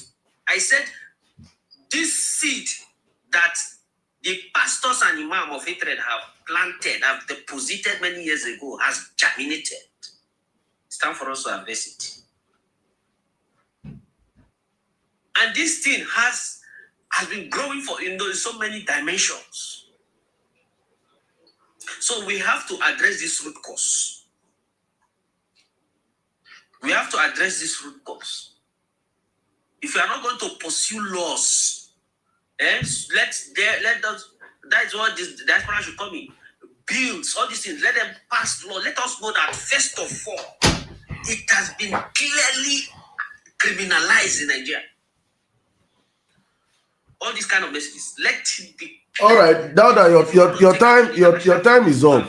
Your time is up. Now all these things you're saying now. I deserve 20 minutes. I know now 600 minutes you deserve. I'll allow you, so I'll engage you a little bit. All these things you're saying now, what have the party you support done to curb it? To curb what? All these things you're saying now. You're saying now they should pass law. Yes. What have the party you support? What have they done to curb it? What have they done to stop it? I say if we don't remove politics from this thing, it's not going to solve. Who is playing politics with it? Is it not APC that is in power? No. Who controls? I'm coming. No. I'll allow you. Don't worry. Who controls the House? Who controls the Senate? Who controls the judiciary? Who controls the executive? Who is playing politics with this? You see, when you are ready for me to talk, then you let me. I've allowed you. I just asked you a question, so give me an answer. Okay. So what I'm trying to tell you, right? You see, it's not about even the federal law, first of all. In America, you have state crimes. I'm coming. You have federal crimes. I'm not saying it's not allowed. But the states, right, that these people live in, have they criminalized those kind of messages in their states? Because they are the one close to those people. They are the one that will hear the people very fast and take action before the federal government. Wait. If you're on this live yesterday, do you know why I'm laughing? Do you know why I'm laughing? If you're on this live yesterday, remember when I said before this security something happened, APC were telling us, go and hold your local government chairman. Go and hold your governors. They don't know how to change security now. You have now come with that tactics. They're not blaming your governor.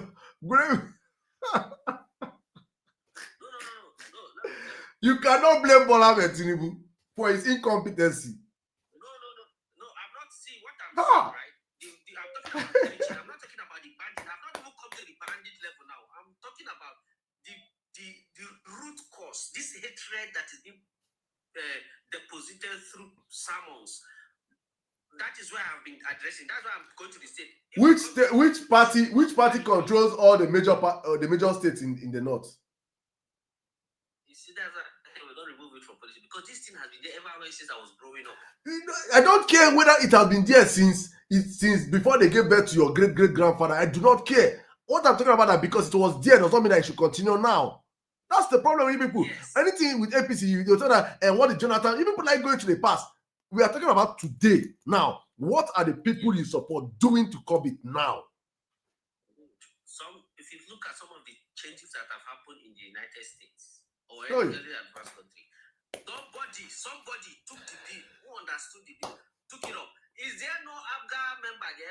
Are there no DC? Who among them? It's not about which party controls them. One person can bring a very big change in a PDP did it, the confused political party of Nigeria. All of them. About to support APC, to support How many of their members APC, no who easy. sponsor bill like that? How many of their members who sponsor? No, Mickey, I beg. I don't say that why you come on. Just calm down. Let's. I know you are coming with the fire brigade. You are coming with fire brigade approach. I get what time we're going to, you know. So. APC. So what I'm trying to say, right? APC will make you a PhD. This man is studying his PhD. APC will make you that you need PhD. You sound like a Dundee. APC. Oh, let me feel. APC turned Professor Wole Soyinka to. Look at what APC turned to Professor Wole Soyinka to. APC. That is how you people say. APC. When somebody is not agreeing, APC will bring you to APC. The problem is not the knowledge. The problem is that APC will make you will sound and feel so stupid. That's not the power of knowledge. You don't knowledge. You have your knowledge. See, knowledge is different. Let me tell you something. Knowledge is different from wisdom. Everybody can have knowledge. Not everybody possesses wisdom. I get wisdom. You don't. You don't. Sight, right? No, you don't. You don't. Oh If you can be knowledgeable, you can be taken first in your class. You don't have. Doesn't mean you have wisdom. Wisdom is a gift.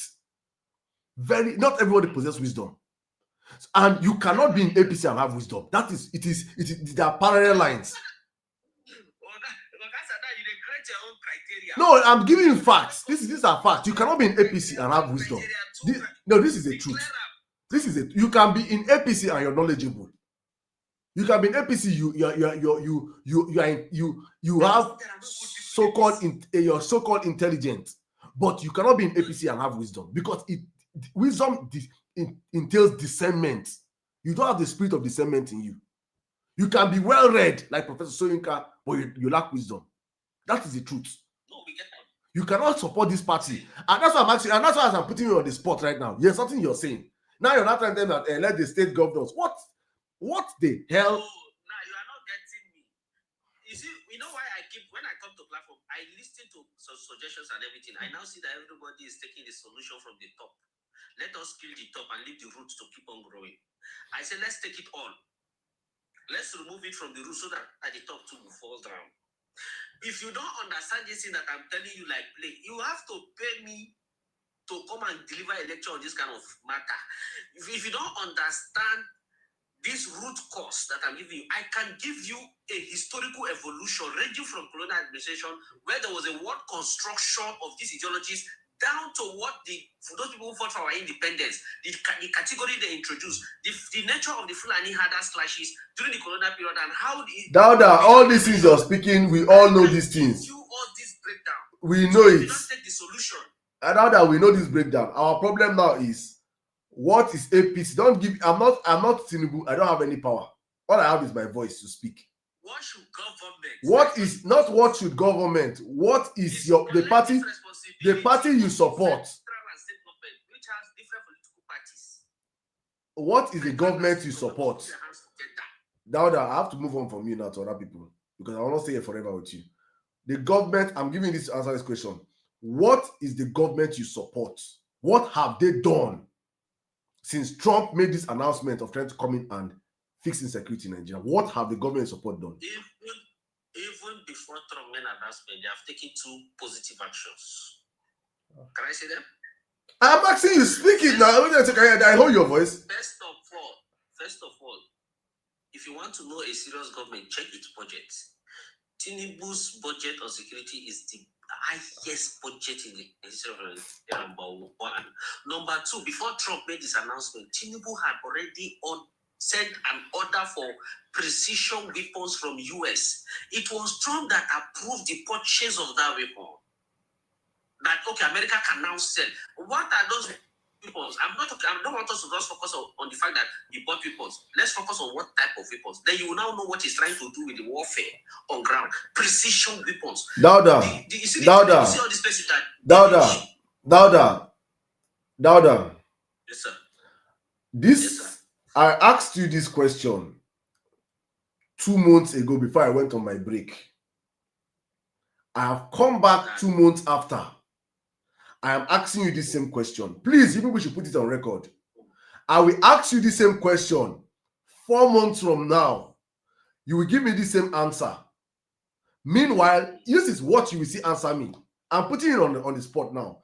I will ask you this question few months to the next election. You will give me the same answer. Meanwhile, Nigerians will keep getting unalived. Nothing will happen. Nothing will change.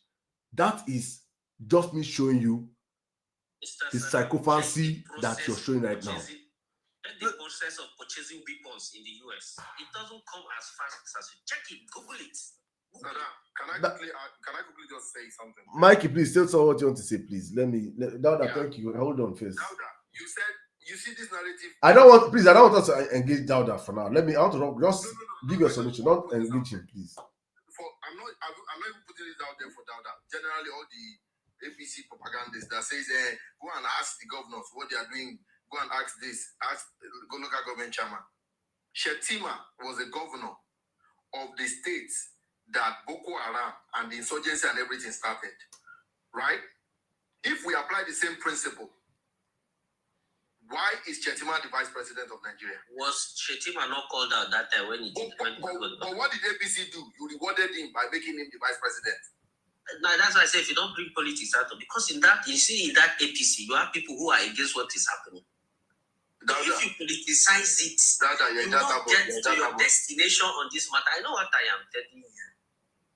Remove politics out of it. You know, when I started listening to that reverend, at some point, I know that reverend, I don't want to say this one to provoke many people. Let me keep quiet. Let me just, at some point, which Facebook to prove it, because when I started listening to some of the people that support a particular movement on Facebook, what they were posting, you now realize that they are in touch with that reverend. They are in touch with that reverend. Now, get out of my life, please. Get out, make I come at you. Come back when I'm catching cruise. Come back. This is a word of wisdom. Ugo 2 Kelechi coming. I don't meet your mic again, please. Thank you so much, Sirdam. I appreciate everything that you're doing. I'm one of your fans in X, in space. Actually, Sirdam, I wanted to also add my voice to this insecurity in Nigeria. And also, I'm one of these steering committee member. A man that, Ugo, a man that has buried thousands of his people. A man that has buried thousands of his people that carried his Dauda. Do you know? I'm coming, Ugo. Do you understand that you are? Can I explain to you? Don't explain to me. I want to tell you something now. I'm saying it from my heart, my brother. Is that you don't know that you are unconsciously buying courses for yourself and your future generation for a man that does not even know you. No, I know what I'm saying. You're consciously trying to water down the reality of some people, probably because they are aligned a certain way, because of Bola Ahmed Tinubu that don't even know you. No. Let me tell you what I No, brother. Don't tell me. No, there's nothing on tell me that. You just got introspect. All I'll tell you is introspect. There are some things that you take the high. You will not know when some things begin to happen. You'll be asking yourself, what happened? How? Where? No, my brother. Let me tell you something. If that man comes out tomorrow, if that pastor comes out tomorrow and say he's supporting Tinubu, I will never in my life water down that man's reality. No, it's not the reality. I will never. No, it's okay, my brother. It is okay. No. You will not understand what I'm saying now. You will life. My brother, there's no problem now. I've left. You don't. Dauda. You don't have anything to prove to me. You're not proving anything to me. I'm not the man. If you genuinely in your heart know what you're saying, let your heart judge you. Just leave it like I want to move on to my this thing. So leave it like that. All I'll tell you as a friend is this: do not take courses for someone that do not know you. See, I don't. I did masters Don't. inside Jos. Okay. We go to Kelechi. No. And now that when I said obedient and in touch, there's something that the man is saying. I'm listening to us. I listened to the man's video. I play it. I know when the seriousness that that's why I started by saying let's remove politics from it. If you don't remove politics, it's not going to fly. It should not fly. I don't want it to fly. We want but if politics is intertwined with this thing. Now that I don't want to drop you. I go drop you. Now that I don't do. You don't do. We go to Kelechi, please come in. I have to wrap up this space now. All right. Please, you have. So I'm not going to take much of your time. God bless you. I appreciate that, my brother. I don't want to also say anything to add to what Dauda is saying. I don't think we are past that conversation now. So we are moving forward because I'm passionate about the killing that is going on in Nigeria. Like I said, I'm working closely with Save Nigerian Group. I'm one of the steering committee members. December 1st, we are all meeting together at Capitol Hill, to encourage the U.S. government to continue to pursue this CPC, sanction all the politicians that are actually, fueling this insecurity going on in Nigeria. Because where's my passion coming from? Because before I left Nigeria 2014, I remember my visa interview. I was supposed to pick up my passport from Abuja. And during that period, there was a lot of bombing going on in Abuja.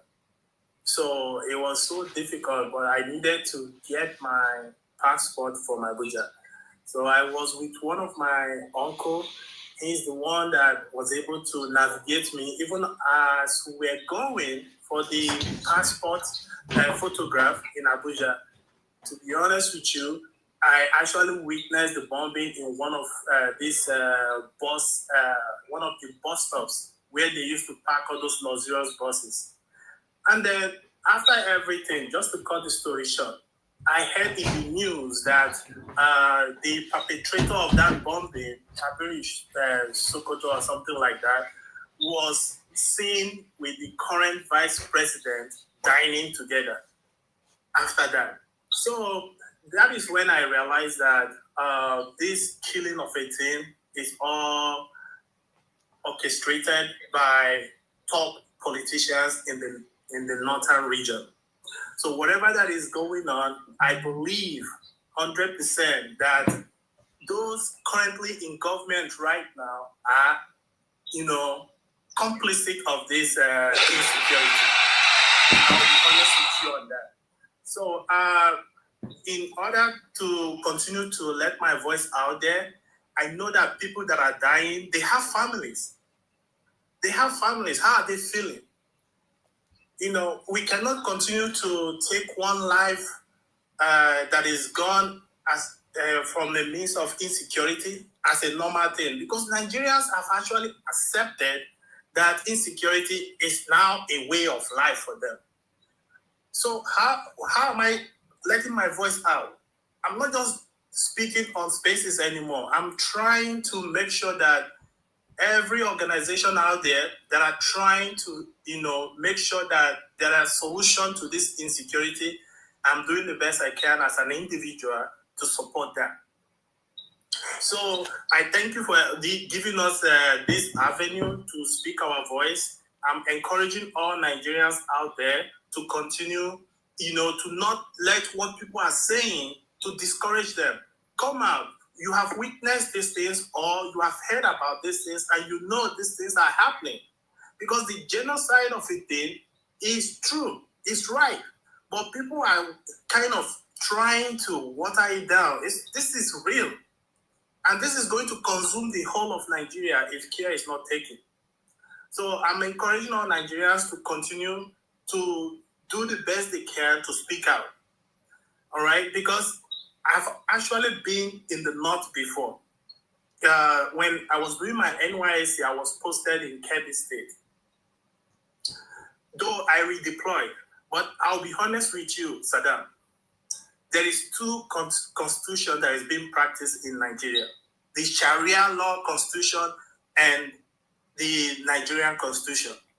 Because when I went to the north, I can tell you that people there, they are living like they don't even know that the real Nigerian constitution exists. That because their politicians have succeeded in suppressing them. Their politicians, I was able to witness this myself. And I know that they are migrating this kind of oppression and suppression to the south as well. Because in the north, if one of the top politicians says anything, every imam will go and narrow it down to the common people and they will adopt it. So during my time in NYSC, even I was one of the presiding officers. They came, they picked us, they took us to their... And if you see these politicians, if you see their home, very beautiful home in the north. You know, at the end of the day, they just decide what the common people is going to accept. And I had to redeploy because as a southerner that went to the north, they were telling me, oh, this is Sharia, somewhere in Zulu, this is a Sharia state, Sharia local government.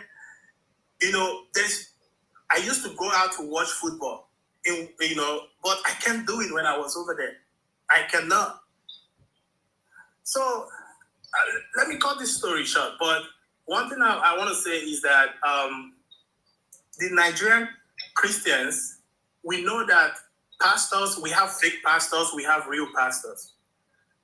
And we, the common people that are Christians, we speak out when we see fake pastors saying things against this genocide. And we know the real pastors. One thing I'm encouraging our Muslim brothers to do is to continue to speak out, regardless of the imam. Because there's this fear to say something negative about your pastor in the Muslim world. So we need to continue to speak up because these imams, they collect bribe from the politicians and they pass the message to you that you're not supposed to get. So the more they continue to speak up, the more it's going to help the world to understand what they are going through because these Hausas, they are very lovely people, very nice people, but they have no choice but to adapt to what they are being asked to do. You understand? So if we can put a stop to this, if they can continue to raise their voice, this will really go a long way. All right? So thank you. The fact that Christians speak up, we know that we have fake pastors. That's fine. We know we have real pastors. So we speak up. Them themselves, they know that the world know them. Because most of our pastors as Christians, they go for the money, right? But in the world of Muslim, they go by they respect the religion so much that people use that religion against them, but they don't know, right? So December 1st, we'll continue to encourage the U.S. government to do what they need to do to take out all the terrorists that is unliving people there in Nigeria. We'll continue to tell them to make sure that they sanction all these politicians that is fueling this insecurity in Nigeria. Thank you. That is my take. Thank you. So Thank much, you very much, my brother. Thank you very much. Thank you very much. Wonderful submission from personal experience alone to, just wonderful submission. You just summarized virtually what's happening in the north. My sister down there also said it's political Sharia actually, because the constitution, you say we have two constitutions in the north, which is true. The Sharia and in Nigeria, Sharia constitution and in our own constitution. Even both constitutions do not affect the wealthy. They are all for the poor. They all created constitution for us. Make we the suffer them. Make we the answer them. Ganduje was caught on tape collecting bribe of dollars. If it is a poor Muslim that was caught on tape, they will cut his hand. But Ganduje is still working with his hands. So the Sharia law is not even it's not for all Muslims, it's for the suppressed ones. And the more we keep, and I say this all the time, I say especially to our people in the south, the southerners are more exposed. This is the unbiased truth. Whether you like it or not, there's no sentiment here. The southerners are more exposed than the northerners. It doesn't mean that we don't have exposed northerners. We have. But generally, The South is more liberal. The North is more enclosed. That's why I say that they are more cultural. It's the Islam and their culture have been intertwined. So they feel like getting exposed to the Western norms, Western conversations will dilute their culture. So they are very, very conservative, right? That's why it's even the ones that won't come to the diaspora, when they come, they go back home. Many of them, they go and come back home. They go, it doesn't their master, they go back home. That is how they are. It doesn't mean that they're not educated either. But because of how cultural they are, these kind of conversations, you see, like when you will see an imam lying to them, but because they don't know how to question, they don't know how to ask. And that's exactly why actually even our colonial masters ceded power to the North, because it's a feudal system, a system whereby majority of the people obey orders, follow a chain of command. It is easy to those set of people are easy to control. Sorry, please mute your mic, go. Those set of people are easy to control. But right now there's a change actually, because many Northerners are now coming out on social media. They're seeing life from a different angle. They're seeing Islam as it is in places like Saudi Arabia. They're seeing Islam as it is in places like Kuwait, in places like UAE. They're seeing these things and they're saying that it's not the same Islam. Why can UAE? Are you more Muslim than Saudi Arabians? Are you more Muslim than people in UAE? Why can they have a good life? The same leaders are pushing you, are submerging you with Sharia law. They are living in affluence. Their children are big boys. Why can't you have it? Why can't you aspire for such life also? So you see, I grew up with not many of our other brothers. All the plan or their gateway to wealth is through the government. Find into one ministry, and from there bow for counselor. That is how they survive. And you see people just line up within that person, pray for that person to get it. So they weaponize it in the North. And we have to understand these different semantics as Nigerians. If you have not lived in both sides, you understand what I'm saying. But we that have lived in both sides, you understand. That's why I'm very, very patient with my Northern brothers. God knows. I'm very patient because I know what I know at my time. When I knew it with my mates, they did not know it. And I grew up with them. They did not know it. So it's a systemic problem that has to be curbed. But right now, we have to, while we are speaking out, we're calling out leaders. And that's why I see many of, even people that have been unalived by all these bandits and these terrorists, they cannot cry. Or they'll just cry and sob within them and it's gone. Their pains cannot be amplified. Because their leaders actually benefit from these things. Who are the people that are controlling the landmines in the North? Generals, retired generals from the North. Billionaires. There's one particular billionaire that when my elder brother was in University of Maiduguri, he came back. This I'm talking about is in the early 1999, 1998. My brother came back home and was telling us as children then about one man called, the man's house in Maiduguri is big. They say it's 7 times worth than the Buckingham Palace in Maiduguri in Borno State. If you think I'm lying, Google him. Mederibe. Google Mederibe in Borno State. They are silent billionaires in the North that you never hear them. All they do is this mining in billions of Nigerians' wealth, and they subjugate their people in poverty and penury and making sure they're not educated. You see them, they'll line up. You see the poor people line up in their house, sit down for morning to eat night, front of their gates. Rankade, they be greeting them for morning to night. They will not work. Adult men, grown up, don't have work. All they feed off it from one man comes back and share money or share rice and this thing. All of them that they will eat. That's how many of them are living. Okay, so you see 100 million gold house. Look at the house. His name is written Mederibe in 7 different kinds of gold. Google that house in Borno State. They are billionaires, like they are long money. For decades, they've been mining our gold, mining the diamonds, and be telling us in school that we don't have all those minerals, that we only have oil and gas. These people are the beneficiaries of the crisis that's going on in the North today.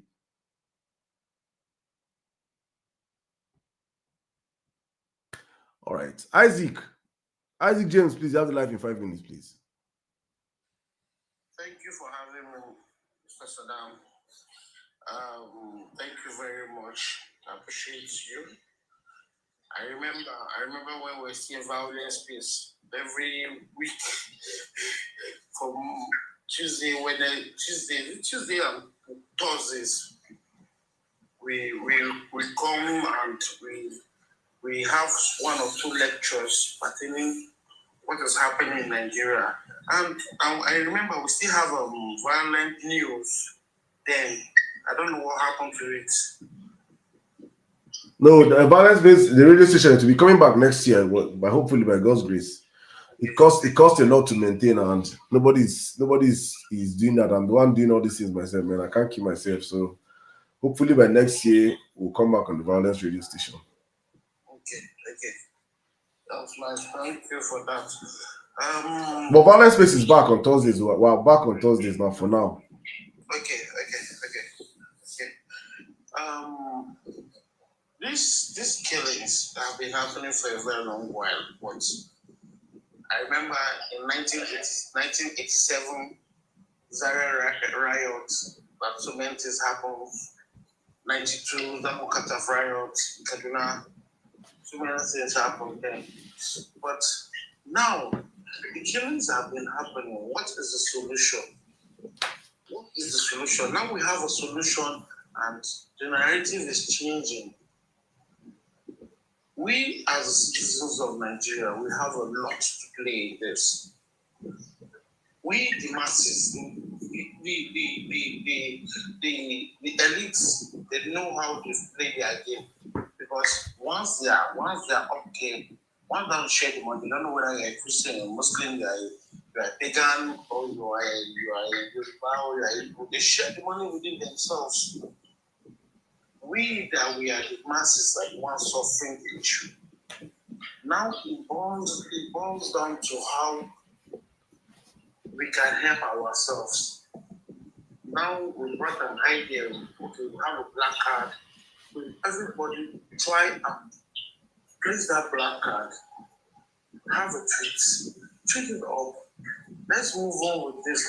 Let's propose this outside. Let people know what is really happening in the international space. We really need help, Baba. We need help. Oh, what are these people themselves? We need help because you don't need to move from here to Kaduna on road where you will see a no catch you. You don't get the point. You can't move from Lagos to Abuja on road where you will not get scared. One thing or the other might happen on the road. Those days I remember in the early 90s to 2000. What are people scared of on the road? Maybe armed robber once in a while, but not this killing, not this kidnapping. Everybody are being scared right now. We can't move on. You have to either fight or something else. But entering the road, people are scared. Even within Lagos, things happen. Even outside Lagos, even from Lagos to Ibadan, so many things happen. People are being scared. So the truth is, this killing will stop. The genocide will stop. In every part of the country, it happens. Not even in the north alone. It happens in the east, it happens in the west, it happens in the south. So what is the solution? We need to put these people up on their game by making them knowing how we can solve these issues of this killing. Now we have international parties that want to come and help us, and they're changing the narrative that no, it's not between whether you are a Christian or a Muslim. It's happening. What is the solution once it's happening? We should find a way of covering this stuff, and everybody should live. See, when you have life, that's when you remember you are looking for one toro kobo. You are looking for one money to survive yourself. When you have sweet life, when you have you have the security. That's when you start looking for money. But when you don't have security, how will you start looking for the money? See, so there are so many victims. You see people you see some people, if they give you the stories of how they have passed through this injustice of killing randomly, you get scared that is this happening in Nigeria? And these people are using to survive. People are using to make money at the expense of people's life. Sir, so we Nigerians, we need to talk to ourselves. We need to find a way. Now there's a way for us. Let's push on.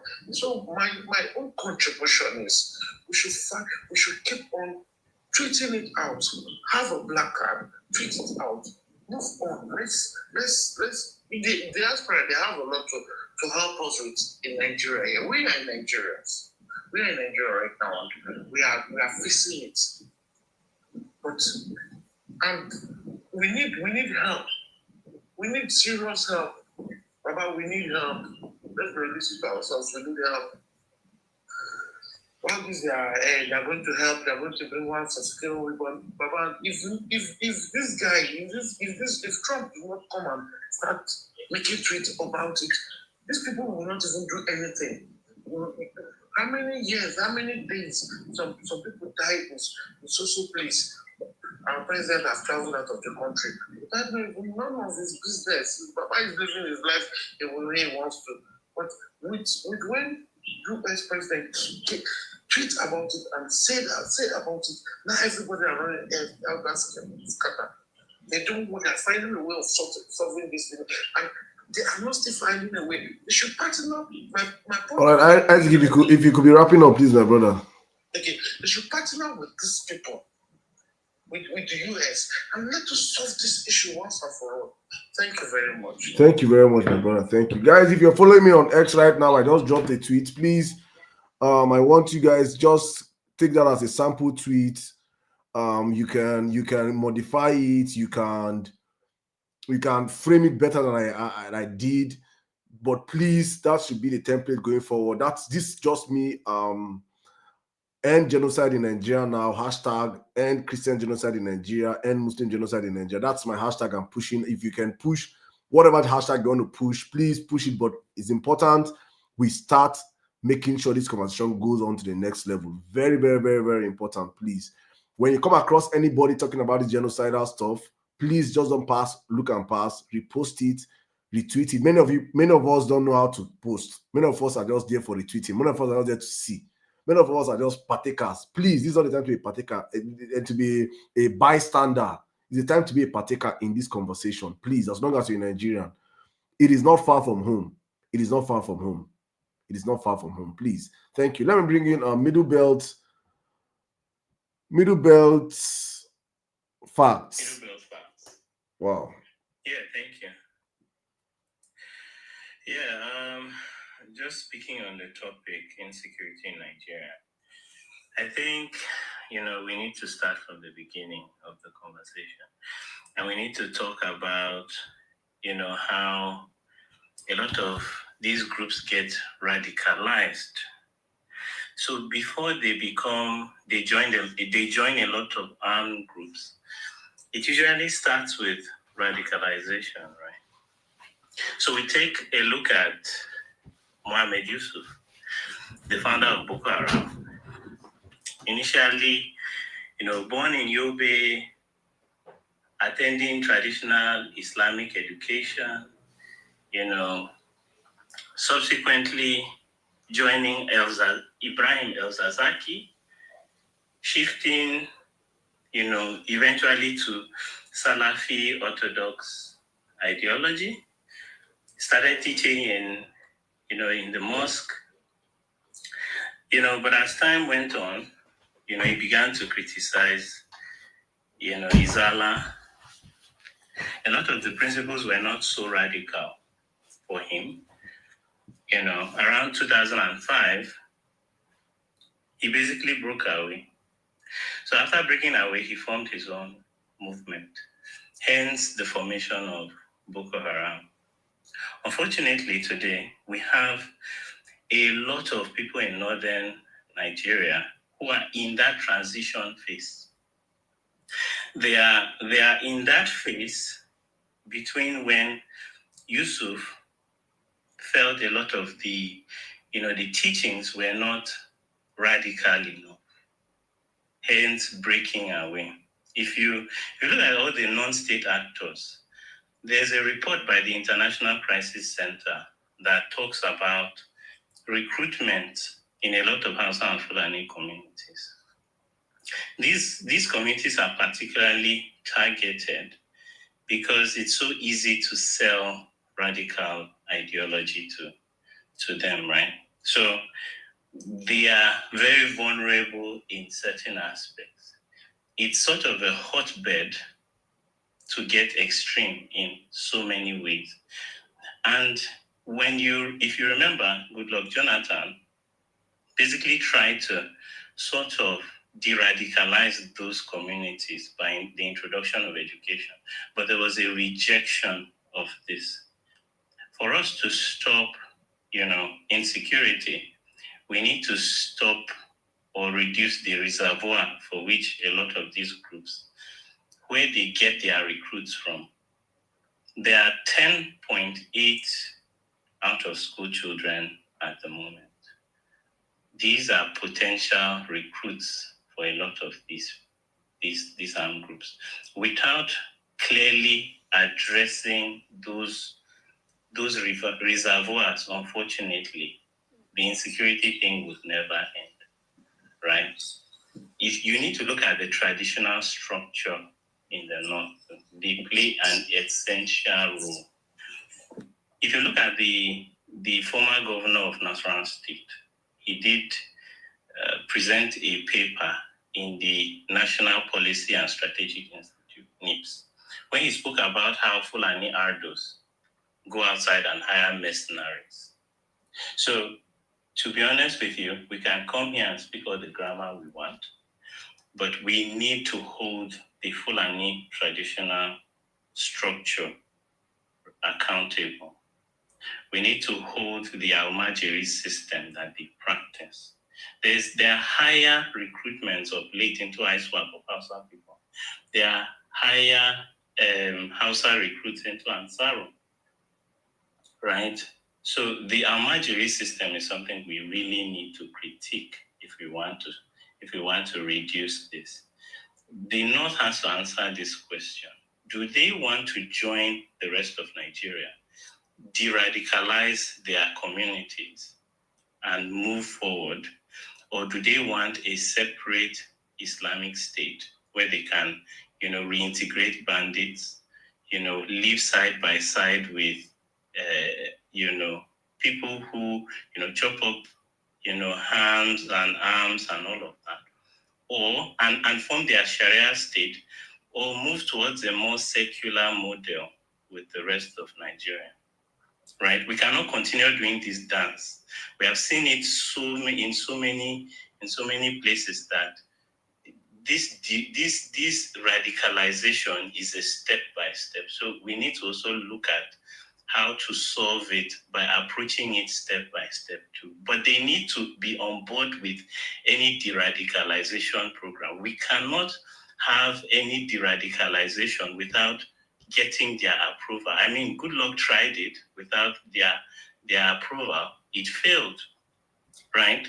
So they need to buy into whatever de-radicalize. They need to see the importance of that, and they need to make that, decision themselves. Unfortunately, the people bearing the brunt of this Almajiri system is the Middle Belt. And it's just a matter of time before it spills over.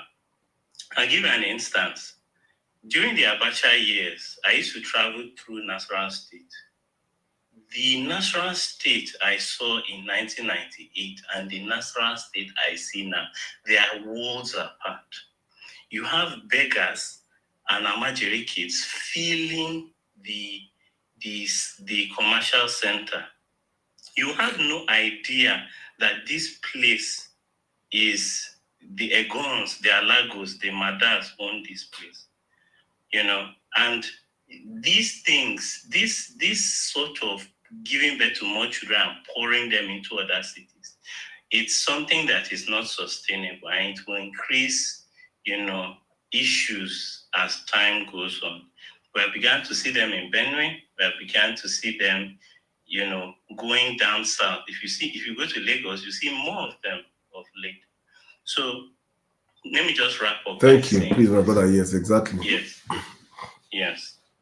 The issues, that the solution to this, while we can look at the restructuring of the country and all of that, we need to also look at a lot of these systems that the North has put, because we cannot have close to 10 to 11 terrorist organizations from one part of the country, and then we don't, scrutinize, that section of the country and why they are churning out a lot of terrorist groups. But yeah, thank you for allowing me to speak. Thank you, my brother. Thank you. Please come back tomorrow. I would like to hear more from you, please, tomorrow. If you can come early from 10 o'clock, I will appreciate it, please. Thank you. But I just want to, and you just said something now that I will end on. I am a victim. Please, I'm a victim myself. When I was in Lagos, when I was coming back from Cotonou, I was on a bike. Coming. Hey, God. I blow bike from Seme. Reach VI. If you know Lagos, you understand what I'm saying. I blew bike from Seme border to VI. If you know how many hours was on a bike? Insane. Crazy. Thank you very much. So if you know Lagos, you know what I'm saying. From Seme border, I came from Cotonou. I blew bike from Seme. This was in 2020. Yes. If you know Lagos, what I'm saying, you go if you don't understand, you can't fathom what I'm saying. I blew bike from Seme to VI. Serious work. But I want to share a story that happened. While I was coming back, a friend of mine that I picked from Badagry that took me through Seme, that showed me around Seme. When we're coming back, we just passed Lasu, Lagos State University. Sorry, I've closed the live for today. We'll come back tomorrow. Anybody, all the people requesting my place tomorrow. I just want to end on this story. So we're coming back through Lagos State University, and that face me, I face you. With the road there, and they're fixing that road. Bike, this, as this our Aboki drivers, they ride my bike like saying Fast and Furious. My own, they do zoom, they carry me and my guy, we did together for the bike from Seme. It blows from Seme. Reach. So I was meant to drop him off at Badagry, but he said let him just take me up front. So I stopped him at this in that Ojo, that Alaba side. So another bike was coming. The guy said, let him point to me and show, because when you're coming, I said he will show me Lagos State University. So it was, let him point to show me Lagos State University. See bike just hit his hand. Pow! From front. The guy, this thing, his wrist broke. Okokomaiko, thank you very much. Yes, Okokomaiko. Yes, that is Okokomaiko. The guys, he broke my guy's wrist. There. The next thing, we stopped because this was a clear accident from that guy because of the way the guy was riding. When I came down, that guy that knocked my guy, that knocked us, that we fell off, came. The next thing, see blow when he threw it for my chest. This, hey, me, I carry my passport, my visa. I know my Japan visa for hand already. But yeah, okay, as you say, how village people they work. Now my Japan visa, I go carry call in my hand. Then I collect for check. Bim! Hey, the spirit in me say, so now you collect give her back. As I want give her, I want to see where our monkey boys don't choke everywhere. Yeah, we do want to. Oh boy. I remember all the house wives have been speaking. The one guy, don't Allah. The guy, they are ready. My goodness. As I begin to speak, I was I begin to explain. That was how we quelled that incident. My bike man, now, because my guy was in short, I told my bike man, please, let us find how anywhere around here that we can carry him. We have to carry him inside or inside the art market. We find one place that they should straighten bones. They had to. That's how I paid extra bill, hospital bill on top. From there now, I sat back and I was looking. My bike man was not telling me things that is going on as we're going. That if you come out early morning, he showed me his leg. My bike man leg. If you see machete cuts, that they have macheted him before they wanted to steal his bike, he fought and said a lie. He carried him with the machete cut. He carried bike run. He said that this whole area, say that had he been like not speak the Hausa, that he's certain that they would have lynched us. So for those that think this problem is just one-sided, it's only they don't understand. A trigger in Lagos. I'm telling you what I saw that night. God knows. A trigger in Lagos. Me that lived in Plateau State, me that have spent all my life there. Pray. My people in the south, pray. Let there not be crisis. Because I say this, let there not be a religious crisis in Nigeria. You people will see what will happen in that country. What will happen in that country? You think you're safe in Lagos? You think you're safe in Enugu? You think? Ask people in Plateau say they once thought they were safe. We don't know what's happening in that country. We'll keep the conversation going tomorrow, guys. Thank you so much, all of you that came out tonight. God bless you guys. We had a wonderful conversation. Please, let's make tweets. Let's make posts on your Facebook, your Instagram. If you're a content creator, please make posts.